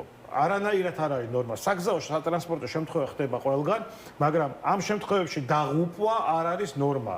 ანუ ამ შემთხვევაში, როდესაც ადამიანი იღუპება, ეს იმას ნიშნავს, რომ ის მოკლა ვიღაცამ, რომელმაც რაღაც დაარღვია იმ დონეზე, რომ გამოიწვია ადამიანების სიკვდილი. ანუ ეს არ არის ნორმა. A პუნქტიდან B პუნქტამდე მისასვლელად ადამიანის სიცოცხლე გზაში არ უნდა იკარგებოდეს. რამდენი ადამიანის გავიდა A პუნქტიდან, იმდენი უნდა ჩავიდეს B პუნქტში. მეგობრებო, ეს არ არის ნორმა. და ამას პირველ რიგში, იცი და ხალხიმაც უნდა მიიღოს ეს, რომ ეს არ არის ჩვეულებრივი მოვლენა და ხელისუფლებამაც უნდა აიღოს პასუხისმგებლობა. მაგნატელში სამუდამოდ უნდა რაღაც კმედითი გადაწყვეტილებები იქნას მიღებული. მხოლოდ იმაზე საუბარი ყველგან ხდება, თურმე ავტოსაგზაო შემთხვევები სამარცხვინოა. აღარაფერს ვამბობ იმაზე, რომ ამორალურია აი ასეთი კომენტარის გაკეთება. თუნდაც აი ამ ბოლო ფაქტის შემდეგ. საგზაო სატრანსპორტო შემთხვევა შეიძლება ყველგან ხდება, მაგრამ როგორც წეგანა აღნიშნეთ მეც და ირაკლიმაც ნულოვანი მაჩვენებელი არის საერთაშორისო პრაქტიკა უკვე და როგორც ხდება ეს. ერთი არის კანონის აღსრულება, რომ პრაქტიკულად ჩვენ ყავს ახლა გზებზე ადამიანები, ვისაც მარცხმოწობა არ აქვთ, იცით? ანუ კანონის აღსრულება იყოს ნორმალურად, მათ ქულები უნდა ქონდეთ განულებული. ქულები უნდა ქონდეთ განულებული, კანონის აღსრულება რომ იყოს, ჩვენ ესე იგი საჭესთან ყავს ადამიანები, ვინც ჯარიმას ყიდულობს, შესაბამისად განულებული უნდა ქონდეთ მათ ქულები. ვისაც არ უნდა ქონდეს მართვის უფლება, ათასობით ადამიანები საჭესთან არ უნდა იყოს. არ არიან ჯანმრთელები, ხალხი ხომ გაუწიოთ ანგარიში, ამას მენტალური პრობლემაც აღარ ქვია. როგორც ჩანს, მათ აქვთ სერიოზული ფსიქიკური, რაღაცა ნევროლოგიური თუ რა ქვია ამას, არ ვიცი სამედიცინო ენაზე, კლინიკურად გამოვლენილი, ასე ვთქვათ, ჯანმრთელობასთან დაკავშირებული პრობლემები აქვთ. მენტალური ჯანმრთელობის პრობლემები აქვთ. უნდა ვაღიაროთ ეს. არ შეიძლება ასეთი ადამიანების ქუჩაში გაშვება. მე მგონია, რომ ძალიან მალე საქართველოს ისეთი ტემპებით მიდის, შესაძლებელია იყოს ცივილური სამყაროსთვის საკვლევი ქვეყანა, რატომ ხდება ამდენი ავტოსაგზაო შემთხვევა. თუ კი ვინმე კიდევ გვისწრებს სოფლიოში ამ სტატისტიკით, არ ვიცი. სხვათა შორის ძალიან კვლევაზე გამახსენდა ჩვენ რამდენიმე თვის უკან ჩავატარეთ კვლევა ურბანულ და სასკოლო ზონებში, ეგრეთ წოდებული რადარით გამოვკვლიეთ გადაადგილების სიჩქარეებით, თუ მძღოლები როგორ აკეთებენ და ყველაზე კატასტროფული მაჩვენებელი მივიღეთ და რა 90% მძღოლების უმაღლეს მაჩვენებელს იყენებს სიჩქარის. მაგალითად, სასკოლო ზონაში თუ არის 30 კილომეტრი დაშვებული, 44-53 მიდის, ანუ ყველა მაქსიმალურად, ანუ რაღაცა სენი გვჭირს, მე მგონი რომ ყველამ აუცილებლად ბოლომდე უნდა ამოწუროს. კაცი მხოლოდ 10% 12 არის, ვინც რეალურ საგზაო ნიშანი რაც აყენია, დამონტაჟებულია, ზუსტად იმ სიჩქარით გაიაროს და ზუსტად ამიტომ ამბობ ეს ტოლერანტული ზღვარი რაც არის. ყველა ამ ტოლერანტულ ზღვარს იყენებს, ყველა მაქსიმალური სიჩქარით მოძრაობს და ასე რომ ეს საკანონმდებლო მიმართულებით, იგივე ტოლერანტობასთან დაკავშირებით, იგივე ურბანული ზონები. წარმოვიდგინეთ მთელი ევროპა გადავიდა ყველაზე დიდი დატვირთული ადგილები სადაც არის 30 კილომეტრიან ზონებზე და ჩვენ ხო არ ვითხოვთ 30-იანს ვითხოვთ სკოლასთან და 50-იანს ვითხოვთ არ არსებობს ევროკავშირის წევრი ქვეყანა სადაც 60 კმ/სთ-ია ურბანულ ზონაში +15-75. ეს არის სიჩქარე სადაც ადამიანის გადარჩენა, რა ვიცი, ღვედითაც უკვე შეიძლება ის იყოს სახიფათო. აქედან გამომდინარე ძალიან ბევრი მიმართულებები რაც არსებობს ეს უნდა შეიკრას და უნდა მოხდეს რაღაც ერთიანი პაკეტის შემუშავება და ესე ცალ-ცალკე კანონმდებლობის მიღებით მე მახსოვს დათოსაც კარგად ახსოვს ჩვენ წლებია უკვე 20 წელია რაც ამ სფეროში ვარ და კურს ნაბიჯებით მივდივართ მივიღებთ ერთ წელიწადს რაღაც რეგულაციას მე ველოდებით რა მოხდება დაიღუპება კიდე 500 ადამიანი დაშავდება 10000 მე ისე მომდევნო წელს ახალი რეგულაციის მიღებას ვიწყებთ ესე არ უნდა იყოს ერთიანად უნდა მივიღოთ ერთიანად უნდა მივიღოთ სიჩქარეებს აი ხა ერთი ყველაზე მნიშვნელოვანი ის იყო რომ საგზაო უსაფრთხოების სტრატეგია უნდა დამტკიცდეს გარკვეული რეკომენდაციებიც არის მიცემული და უნდა შანსი უნდა გამოიყენოს ქვეყანამ რომ ამ სტრატეგიის და გეგმების მიხედვით ერთიანი პაკეტი სასწრაფოდ შემუშავდეს და ერთიანად შევიდეს ეს ყველაფერი რომ ხვალდაზე ეს ახალგაზრდები და ადამიანები არ დავკარგოთ და რაც ყველაზე მთავარია ყველაზე მეტი ადამიანი გზებზე არის 25-დან 40 წლამდე ადამიანების დაღუპულობის მაჩვენებელი ყველაზე მაღალი ადამიანები რომლებიც დოვლას ქმნიან ახალგაზრდები ამასთან ერთად 500 მილიონი დოლარი ფინანსური რესურსი იხარჯება ქვეყნის და მთლიანი შიდა პროდუქტების 3-დან 5%-მდე ძალიან დიდ ზარალს იღებს ქვეყანა ამბიდა ხომ შეიძლება მინიმალური რაღაც თანხა ჩაიდოს მოგვარებაში პრევენციაში საკანონმდებლო პაკეტების მიღებაში და ეს თანხაც ავირიდო და ადამიანების სიცოცხლის გადავარჩენო და შესაბამისად მე მაგალითადად ჩვენ გვაქვს პრეტენზია რომ საქართველოს იყოს პირველი ქვეყანა ევროპაში სადაც ადამიანები არ დაიღუპებიან გვაქვს ამის პოტენციალი უბრალოდ გვინდა სწორი მიმართულება სისტემური მიდგომა რაც აპრობირებული მეთოდია შვედეთში ჰოლანდიაში ინგლისში და ასე შემდგომ და არიან აქ ადამიანები ვისაც გვაქვს ეს გამოცდილება და თუ კითხავენ სიამოვნებით მივალთ და რჩევასაც მივცემთ და გავუზიარებთ იმ ჩვენ გამოცდილებასაც გვინახია დაგვიწერია გაგვიკეთები ამდენი წლების განმავლობაში. კი ბატონო დათო აი ბოლოს თქვენთან მე მგონი მალე შეიძლება თუ ამ ტემპებით გავაგრძელეთ სხვა და რაღაცა რადიკალური გადაწყვეტილებები არ მივიღეთ არ ვიცი აი დღეს ვფიქრობდი ხა ჩემი დილეტანტური ასე ვთქვათ ცოდნით ამ საკითხთან დაკავშირებით აი მზად ვარ შვილებს ვიცავარ მზად ვარ დავთმო მართვის მოწმობა ყველას ჩამოგვართონ მართვის მოწმობა და ყველას რეალურად თავიდან არ ვიცი გაგვატანონ მართვის უნარები იქნება ეს თეორიული ცოდნა იქნება თუ კიდევ ერთხელ ვამბობ ფსიქიკური მზაობა აი მზად ვარ იმიტომ რომ აი სხვანაირად აღარ შეიძლება გადარჩევა მოხდეს ვინ არის ნორმალური საჭესთან და ვინ არანორმალური ძალიან დიდი ბოდიში მაგრამ აი ემოციის გარეშე ამ თემაზე საუბარი არ შემიძლია. მალი ალბათ გავხდებით თითის საჩვენებელი ქვეყანა, როგორც ყველაზე ცუდი მაგალითი სოფლიოში, სადაც ყველაზე მეტი ადამიანი უკვდებათ ავტოსაგზაო შემთხვევების დროს. ძალიან შორს ვართ აი ამ რეალობისგან? არა, იმიტომ რომ ოფიციალური სტატისტიკური მონაცემითაც ევროპაში ერთ-ერთი ყველაზე უარესი მაჩვენებელი საქართველოშია, ეს ნამდვილად ასეა, ეს სხვათა შორის სახელმწიფო სტრუქტურების მიერ დაწერილ დასკვნებშიც იკითხება და იქ ჩანს, ამას არავინ არ მალავს. მეორე საკითხია, რა უნდა გავაკეთოთ, ხო? საჭირო არის რეფორმების გატარება. რეფორმა ნიშნავს კომპლექსურ ღონისძიებას, ანუ ეს ღონისძიებაც ისეთ სუბუქ სიტყვა, ძირეული რეფორმები, ძირეულ ცვლილებებს ნიშნავს. პირველ რიგში ეს უნდა დაიწყოს სამართლებრივი ბაზით, კანონმდებლობის ცვლილებით აღარ პასუხობს ეს კანონმდებლობა იმ გამოწვევებს, რომელიც არის კანონმდებლობას გულისხმობ ჯერ დადგენილ ნორმებს და საგზაო მოძრაობის წესებს და მეორე გულისხმობ კანონის აღსრულების ნაწილში თანამედროვე ტექნოლოგიების დანერგვას, იმიტომ რომ დღეს კანონის აღსრულება ეს სამართლებრივი ბაზა არ პასუხობს. გვაქვს საგზაო უსაფრთხოების ეროვნული სტრატეგია, ეს სტრატეგია გვაქვს წლებია ჩვენ, მაგრამ სტატისტიკა არ უმჯობესდება და რაღაც დადებით ცვლილებებს დიდად ვერ ხედავთ, ხო, დრამატულად რო შეიცვალოს დადებითა რაღაცა, ესეთი რამ არ ჩანს. ამიტომ საჭირო არის ძირეული ცვლილებების გაკეთება და მე პირველად, აი რაც ამ სფეროში ვარ, არასდროს არ მithქვამს და ეხლა მინდა პირველად თქვა, რომ მივმართო, ვინც გადაწყვეტილებებს იღებს, იმ პირებს, რომ ფაქტია, რომ ამ სფეროში, ეხლა წლებია ჩვენ ვართ 15-20 წელიც კი და რაღაც დადებითი ესეთი ცვლილებების სტატისტიკას რო ციფრებს რო ჩავხედოთ, ხო? არაფერი ესეთი არ აღინიშნება, ევროპაში გვაქვს უარესი მაჩვენებელი და ამავდროულად. ეს სფერო არ არის საექსპერიმენტო რაღაცა სფერო, სადაც რაღაც გადაწყვეტილებას მივიღებთ, აი როგორც ირაკლი თქვა და მე უნდა დაველოდოთ იქ, აბა იმ მუშაობამ თუ არის შესაბამისი დოკუმენტაცია, არის კვლევები, არის ევროდირექტივა, არის ყველაფერი იმისთვის, რომ ჩვენ ეს გამოვასწოროთ. ამიტომ აი მე ვამბობ დღეს პირველად და ესეთი განცდა გამიშთა, რომ ეს თქვა, მოგვეცით საშუალება, ვინც ამ სფეროში ვართ, უკვე წლებია, გვაქვს საერთაშორისო გამოცდილება, ადგილობრივ პრობლემებს ვიცნობთ სიღრმისეულად, მოგვეცით საშუალება, რომ მივიღოთ გადაწყვეტილებები, დაგეხმაროთ პირდაპირ გაგებით ამ პრობლემის გადაჭრაში. ჩაგხვდეთ არა საკონსულტაციო დონეზე და ამ კონსულტაციებიდან კიდე რამდენი პროცენტის გათვალისწინება ხდება, კიდე სხვა საკითხია. მოგვეცით ბერკეტი, რომ გადაწყვეტილებები მივიღოთ და მოგაწოდოთ კომპეტენტური დასკვნები და ამის მიხედვით მივიღოთ გადაწყვეტილება. მოგვეცით საშუალება, ირაკლის მიეცით საშუალება, რომ მიიღოს გადაწყვეტილებები ამ სფეროში. არა საკონსულტაციოთ, რომ აი მოდი ესე ხო არ ჯობია, არა. ჩვენ არაფერს იქ ველოსიპედის მოფიქრება არ არის. საჭირო მიღებულია ყველა საერთაშორისო სტანდარტი, ქალბატონო ემა, რომელითაც შეიძლება ადამიანების გადარჩენა. უბრალოდ ვერ ხდება გადაწყვეტილებების მიღება. ნახოთ რისკები, რა შეიძლება მოხდეს კიდევ არ ვიცი, ეს ეთყობა არ არის საკმარისი. ყოველდღე თითო სიცოცხლე ყობა არ არის საკმარისი. საგზაო უსაფრთხოება არის ცოცხალი ორგანიზმი. რეალურად, იმიტომ რომ ის ცოცხალი ადამიანების პროცესისგან შედგება და როგორც კი პრობლემა მწვავდება და არ ხდება იმ პრობლემების გადაწყვეტა, საგზაო უსაფრთხოებას არჩევია გაყინვა ერთ დონეზე.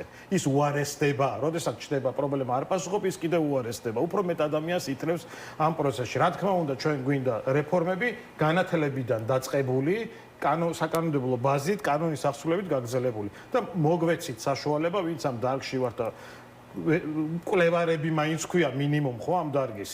მოგვეცით საშუალება, რომ მივიღოთ ის გადაწყვეტილებები, რომელიც ქვეყნისთვის არის საჭირო. მადლობა, დავით მესხიშვილი, ირაკლი ზორია იყვნენ ჩვენთან ერთად. კიდევ ერთხელ შეგახსენებთ, რომ პროკურატურამ გორში მომხდარი ავტოსაგზაო შემთხვევის ფაქტზე, რამაც დედაშვილის სიცოცხლის მოსპობა გამოიწვია, დაკავებულს ბრალი წარუდგინა. რადიო თავისუფლების ჟურნალისტი გოგა აფციაური უნდა ჩავრთოთ ახლა ჩვენ გორიდან. გოგა, მოგესალმებით, მადლობა გადაცემაში მონაწილეობისთვის. არ ვიცი, ძალიან მძიმე შემთხვევა მართლაც.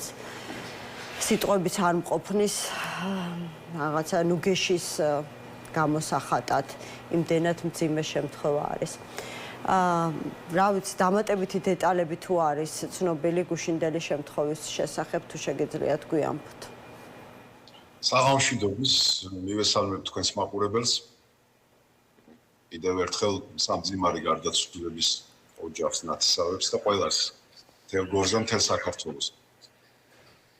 არ ვიცი, აი ეხლაც გარდან მოვედი ეს უთია და ის კანადური ვერხვის ხესთან, რომელიც აი ეს სპონტანურად შეირჩა, როგორც სამგლოვიარო, სამოქალაქო სამგლოვიარო ადგილი, ეხლა ხალხია შეკრებილი სანთლებით, ყვავილებით, სათამაშოებით და რაღაცა თვითონ მოქალაქეები მიდიან და დაწყობენ აი ამ ყვავილებს. სიახლე რა დღე აი ხო აკვირდები როგორ მოძრაობენ მანქანები. სამწუხარო ის არის, რომ თურმე მსხვერპლი ყოფილა საჭირო იმისთვის, რომ რაღაცნაირად გონს მოვიგოთ ადამიანი. შვიდად მოძრაობენ ზებრა გადასასვლელებზე რაღაცა წინასწარ უკვე აჩერებენ მანქანებს და რაღაცა თითქოს ერთ პატივისცემა იგრძნობდა ფეხბურთის როლებს და მძღოლებს შორის. მანამდე ასე არ ხდებოდა, გოგა? არა. მანამდე აი ეს ორი დღეა შეწყდა რბოლები ქალაქის ცენტრალურ ქუჩებს. ორი დღეა რაც შეწყდა აი ამ ამბის მერე. იმიტომ რომ ყოველ ღამით უკვე აი ამ ტრაგიკულმა შემთხვევამ გამოიწვია ის, რომ მთელი გორი ალაპარაკდა და დაიწყეს წერა, რომ შეუძლებელია მთავარ ქუჩაზე, სტალინის ქუჩაზე ცხოვრება უკვე, იმიტომ რომ დრიფტის ზონად იქცა ეს ქუჩა და აი ეს მეორე დღეა ეს ამბავი შეწყვეტილი.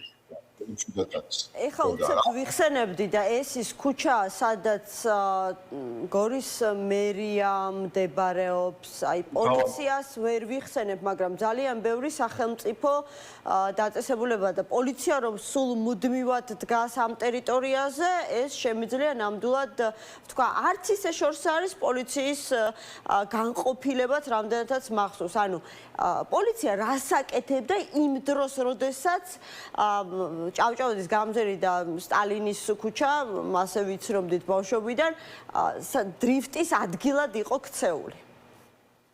კი, ამაზეც ლაპარაკობენ ადგილობრივები. საპატრულო პოლიცია აჩერებდა ამ ხალხს, მაგრამ არ ვიცი, პატრონია, ეგრეთ წოდებული პატრონიანები აღმოჩნდებიან ხოლმე ასეთ დროს, რეკავდნენ ვიღაცასთან და პოლიციელებს აშვებინებდნენ ამას და არ წერდნენ არაფერს. და აი ეს ეგრეთ წოდებული არაფორმალური ნარუშილოკები გაჩნდა რა ქალაქში. და ერთხელ გააჩერა ვერაფერი უქნა პოლიციელმა, მეორედ გააჩერა ვერაფერი უქნა. მე უკვე ისეთ სანომრე ნიშნები აქვს, რომ აღარც აჩერებდნენ რა. გოლის სანომრე ნიშნებში იმაზე მეტი აქვს გადახდილი, ვიდრე მანქანები. ხო და ხო აი ესეთი შეიქმნა ბოლო პერიოდში. ამ კონკრეტული პირის შემთხვევაში, ვინც ახლა დაკავებული არის ორია დედაშვილის მკვლელობისთვის, ელის ბარაშვილი სახელი არ მახსოვს, ბესო, ხო, ასეთ შემთხვევასთან გვაქვს რეზო? კი ბატონო, ნამშრომლობა აქვს. ასეთ შემთხვევასთან გვაქვს საქმე, რომელიც აი ესე ნარუშილოვკები, ეგრეთ წოდებული ნარუშილოვკებით. არა, ვერ ვიტყვი მე ამას, იმიტომ ამ კაცის სახელი და გვარი ამ შემთხვევის შემდეგ გავიგე, მაგრამ ის გავიგე აგერ დღეს ახლა პროკურატურის განცხადება იყო და ნიუსები, ახალი ამბები ვრცელდება, რომ 225 ჯარიმა ქონდა სიჩქარის გადაჭარბებაზე დაწერილი. და კითხვა სვავს უკვე საზოგადოება 225 ჯარიმა თუ ქონდა გამოწერილი სიჩქარის გადაჭარბება ქულა არ აკლდებოდა მართვის მოწმობის ჩამორთმევის აუცილებლობა არ დადგა ნეტა აი ასეთ კითხვებს თვამს პროკურატურის და შინაგან საქმეთა სამინისტროს მიმართ საზოგადოება 225 ჯარიმა სიჩქარის გადაჭარბებას და 4 დღით ადრე 3 ჯარიმა ერთდროულად სიჩქარის გადაჭარბებაზე 50 ლარიანი ჯარიმები რომელსაც იხდიდა. ამ კითხვებს სვავს საზოგადოება, რომელსაც უნდა გაეცეს. შედეგი არის უკვე ძალიან მე რამდენადაც ვიცი, აი გუშინ გისმენდი სხვათა შორის ეს არ არის რა თქმა უნდა პირველი შემთხვევა, როდესაც პირველი შემთხვევა არ არის. ხო, ანუ საკმაოდ ხშირი არის ასეთი შემთხვევები გორის ცენტრალურ ქუჩებზე. შეგიძლიათ გაიხსენოთ რამდენიმე? რამდენიმე ბოლო წლების აი ამ პატარა ქალაქისთვის ეს ბოლო წლების სტატისტიკა არის საგანგაშო. სტატისტიკა კი არა, უბედურება, ტრაგედია. ჩემ მეგობარი მალხაზ მინდიაშვილი, ცხინვალელი ბიჭი წარმოშობით. აი სტალინის ქუჩაზე მანქანა მოკლა. ასევე ერთ-ერთი ქალბატონი მიმოზა, რომელიც სამშვიდობო მოლაპარაკებებში აქტიურად იყო ხოლმე ქალთა მოძრაობაში ჩართული. ზებრა გადასასვლელზე მოკლა მანქანა. 5 წლის ბავშვი მოკლა, კარალეთის დევნის დასახლებას რო ვეძახით, იქ არის საბავშვო ბაღი, აი იქ დაარწყა მანქანა და ბავშვი დაიღუპა და გადარჩა. კომბინატის დასახლებაში ახალგაზრდა ჩემ უბანში აქვე თამარ მეფის ქუჩაზე ველოსიპედიანი ბავშვი გაიტანა მანქანა. ხო აი ტრაგედია აბა რა არის ახლა თუნდაც აი ამ პატარა სტატისტიკის მოყვანა, მაგრამ ამ პატარა ქალაქისთვის ეს არის უდიდესი ტრაგედია. რაღაცა ვებისწავლით უკვე. და დღეს ყველა გაფაციცებულია. აი გორელებს ამას ვამჩნევ, რომ ყველა გაფაციცებულია, ყველა წერს, რომ აგერ ჩემ ფანჯარასთან რაღაცა ცოტა ოდნავ ჩქარა რო გაიგოს მანქანა, უკვე ყველა წერს. აი გუშინ ეგ იყო ჩემი ის რა ქვია სტატუსის მიზანი, რომ დავანებოთ ცოტა ხანი ამ გაჯეტებს, ამ ტელეფონებს თავიდანაც გავიდეთ და მდუმარეთ სამძიმარი ვთქვათ. აი ხალხს დავედი და ხალხი თვითდინებით მიდის და ეს ხე შეირჩა იმ ზებრა გადასასვლელთან არსებული ერთ-ერთი ხეა, სადაც აი ესე გამოხატავენ გლოვას. ხო, თუმცა ეს რა თქმა უნდა არ არის საკმარისი და ვერც რაღაცნაირად შვება იქნება იმ ოჯახისთვის, რომლებმაც ავტოკატასტროფების შედეგად ახლობლები დაკარგეს. აი, უფრო მასშტაბურად რას ფიქრობთ, რა შეიძლება გაკეთდეს? ამას ჩემს თავსაც ვეკითხები, რომ აი რა დროს რაღაცა პოლიტიკურ კინკლაობაზე ლაპარაკია, რა დროს იმაზე ლაპარაკია, ვინ გაერთიანდება და ვინ დაიშლება, რა დროს იმის გარჩევა არის, ვინ მიიღებს არჩევნებში მონაწილეობას და ვინ არა. მართლა ქვეყანაა გადასარჩენი, ხალხო პირდაპირ მნიშვნელობით ქვეყანაა გადასარჩენი, იმიტომ რომ მართლა არავინ ვიცით, სახლიდან რო გავალთ ქუჩაში, ცოცხალი დავბრუნდებით თუ არა, აი რა ვიცი, რას ფიქრობ, გოგა, ძალიან დიდი გამოცდილება გაქვს როგორც ჟურნალისტ. აი რა შეიძლება გავაკეთოთ, რომ მივიქციოთ ხელისუფლების ყურადღება, რომ უნდა შეცვალოთ რაღაც რადიკალურად, თუნდაც ეს არაპოპულარული ნაბიჯი იყოს პოლიტიკური თვალსაზრისით და თქვენთვის რა ვიცი, არაკომფორტული და მტკივნეული, დავიხოცებით, ყველა დავიხოცებით. ხო, ნუ მე გაჩნდა იდეები, რომ ეგრეთ წოდებული ამაღლებული ზებრებზე განსაკუთრებული განათება, იმიტომ რომ შორიდან თუ გორელი არ ხარ, იმდენად არის წაშლილი ყველა ზებრა გადასასვლელზე საღებავი, რომ აი სტუმრად შემოსული მძღოლი ვერ მიხვდება იქ, არის თუ არა ზებრა. ვერ მიხვდება ვერანაირად. ეს საგზაო ნიშნებიც ზაფხულია და ხეები ის არის გაფოთლილი, საგზაო ნიშნების ხეებშია ჩაკარგული. და ეგრეთ წოდებული ამაღლებული ზებრების იდეა გაჩნდა, განსაკუთრებული განათების იდეა გაჩნდა აი ამ ზებრებში, რომ ძღოლმაც დაინახოს და მოქალაქემაც დაინახოს. ტურისტული უბანია, ხო? სტალინის ქუჩა და მუზეუმია იქვე. და აი დღეს გავიარე, აბსოლუტურად არაფერი არ არის. ვიცოდი უბრალოდ სად იყო ზებრა. ხო, აი საგზაო უსაფრთხოების პოლიტიკა პირველ რიგში. მე მახსოვს რამდენიმე წლის წინ ისა ადამიანი რომ მიდიოდა რესტორანში, ტაქსის ორ ძღოლს იძახებდა ხოლმე. ერთი იმისთვის რომ თვითონ და თავისი ოჯახის წევრები ჩამსხლარიყვნენ და მისულიყვნენ სახლამდე, ხოლო მეორე მძღოლი იმისთვის რომ მისი მანქანა საკუთრება მიეყვანა სახლამდე. და რატო იცი? საპატრულო პოლიციის ეკიპაჟები იძინენ რესტორნებთან. ვერავინ ვერ მიდავდა რომ თვალი დამჯდარი იყო საჭირო. დღეს ასე აღარ არის. ხო, არა, ეს ასე აღარ არის. ეს ასე აღარ არის. ხო და არაფერი ნება საჭირო. ერთი და მეორე საგზაო უსაფრთხოების აი პოლიტიკის გატარება. სადაც ძღოლიც იქნება დაზღვეული და ფეხთმოსიარულეც დაზღვეული იქნება. კეთილი. მადლობა გოგა, ძალიან დიდი მადლობა ჩართვისთვის. რადიო თავისუფლების ჟურნალისტ გოგა აბციაურს usmendit გორიდან. სულ ეს იყო ამ დროისთვის, რა ვიცი, მძიმე თემაზე მოგვიწია საუბარი, მაგრამ რაც შეიძლება ბევრჯერ უნდა ვიხმაუროთ ამ თემაზე, იმიტომ რომ როგორც ჩანს, მხოლოდ რაღაცა საუბრის ტონით ამ თემის განხილვა არ არის საკმარისი, გვეყოს რა, აი კმარა უკვე ამდენი ტრაგედიები, ეს ფრაზაც აღარ მომწონს ტრაგედიიდან ტრაგედიამდე, უბრალოდ რაღაცნაირად ცხენია ამის თქმა, რომ ერთი ტრაგედია მალევე გავიწყდება და მეორე ხდება და მე ვიწყებთ ისევ ამ პრობლემის გარშემო საუბარს, რა ვიცი, გვეყოს ადამიანობა, გვეყოს, რა ვიცი, თუ კაცებს ეხება კაცობა, ვაჟკაცობა, სინდისი, რა ვიცი, ნამუსი, მორალური პასუხისმგებლობა და გავაკეთოთ რაღაც ამ ქვეყნისთვის და ამ ქვეყნის მოქალაქეებისთვის. მადლობა.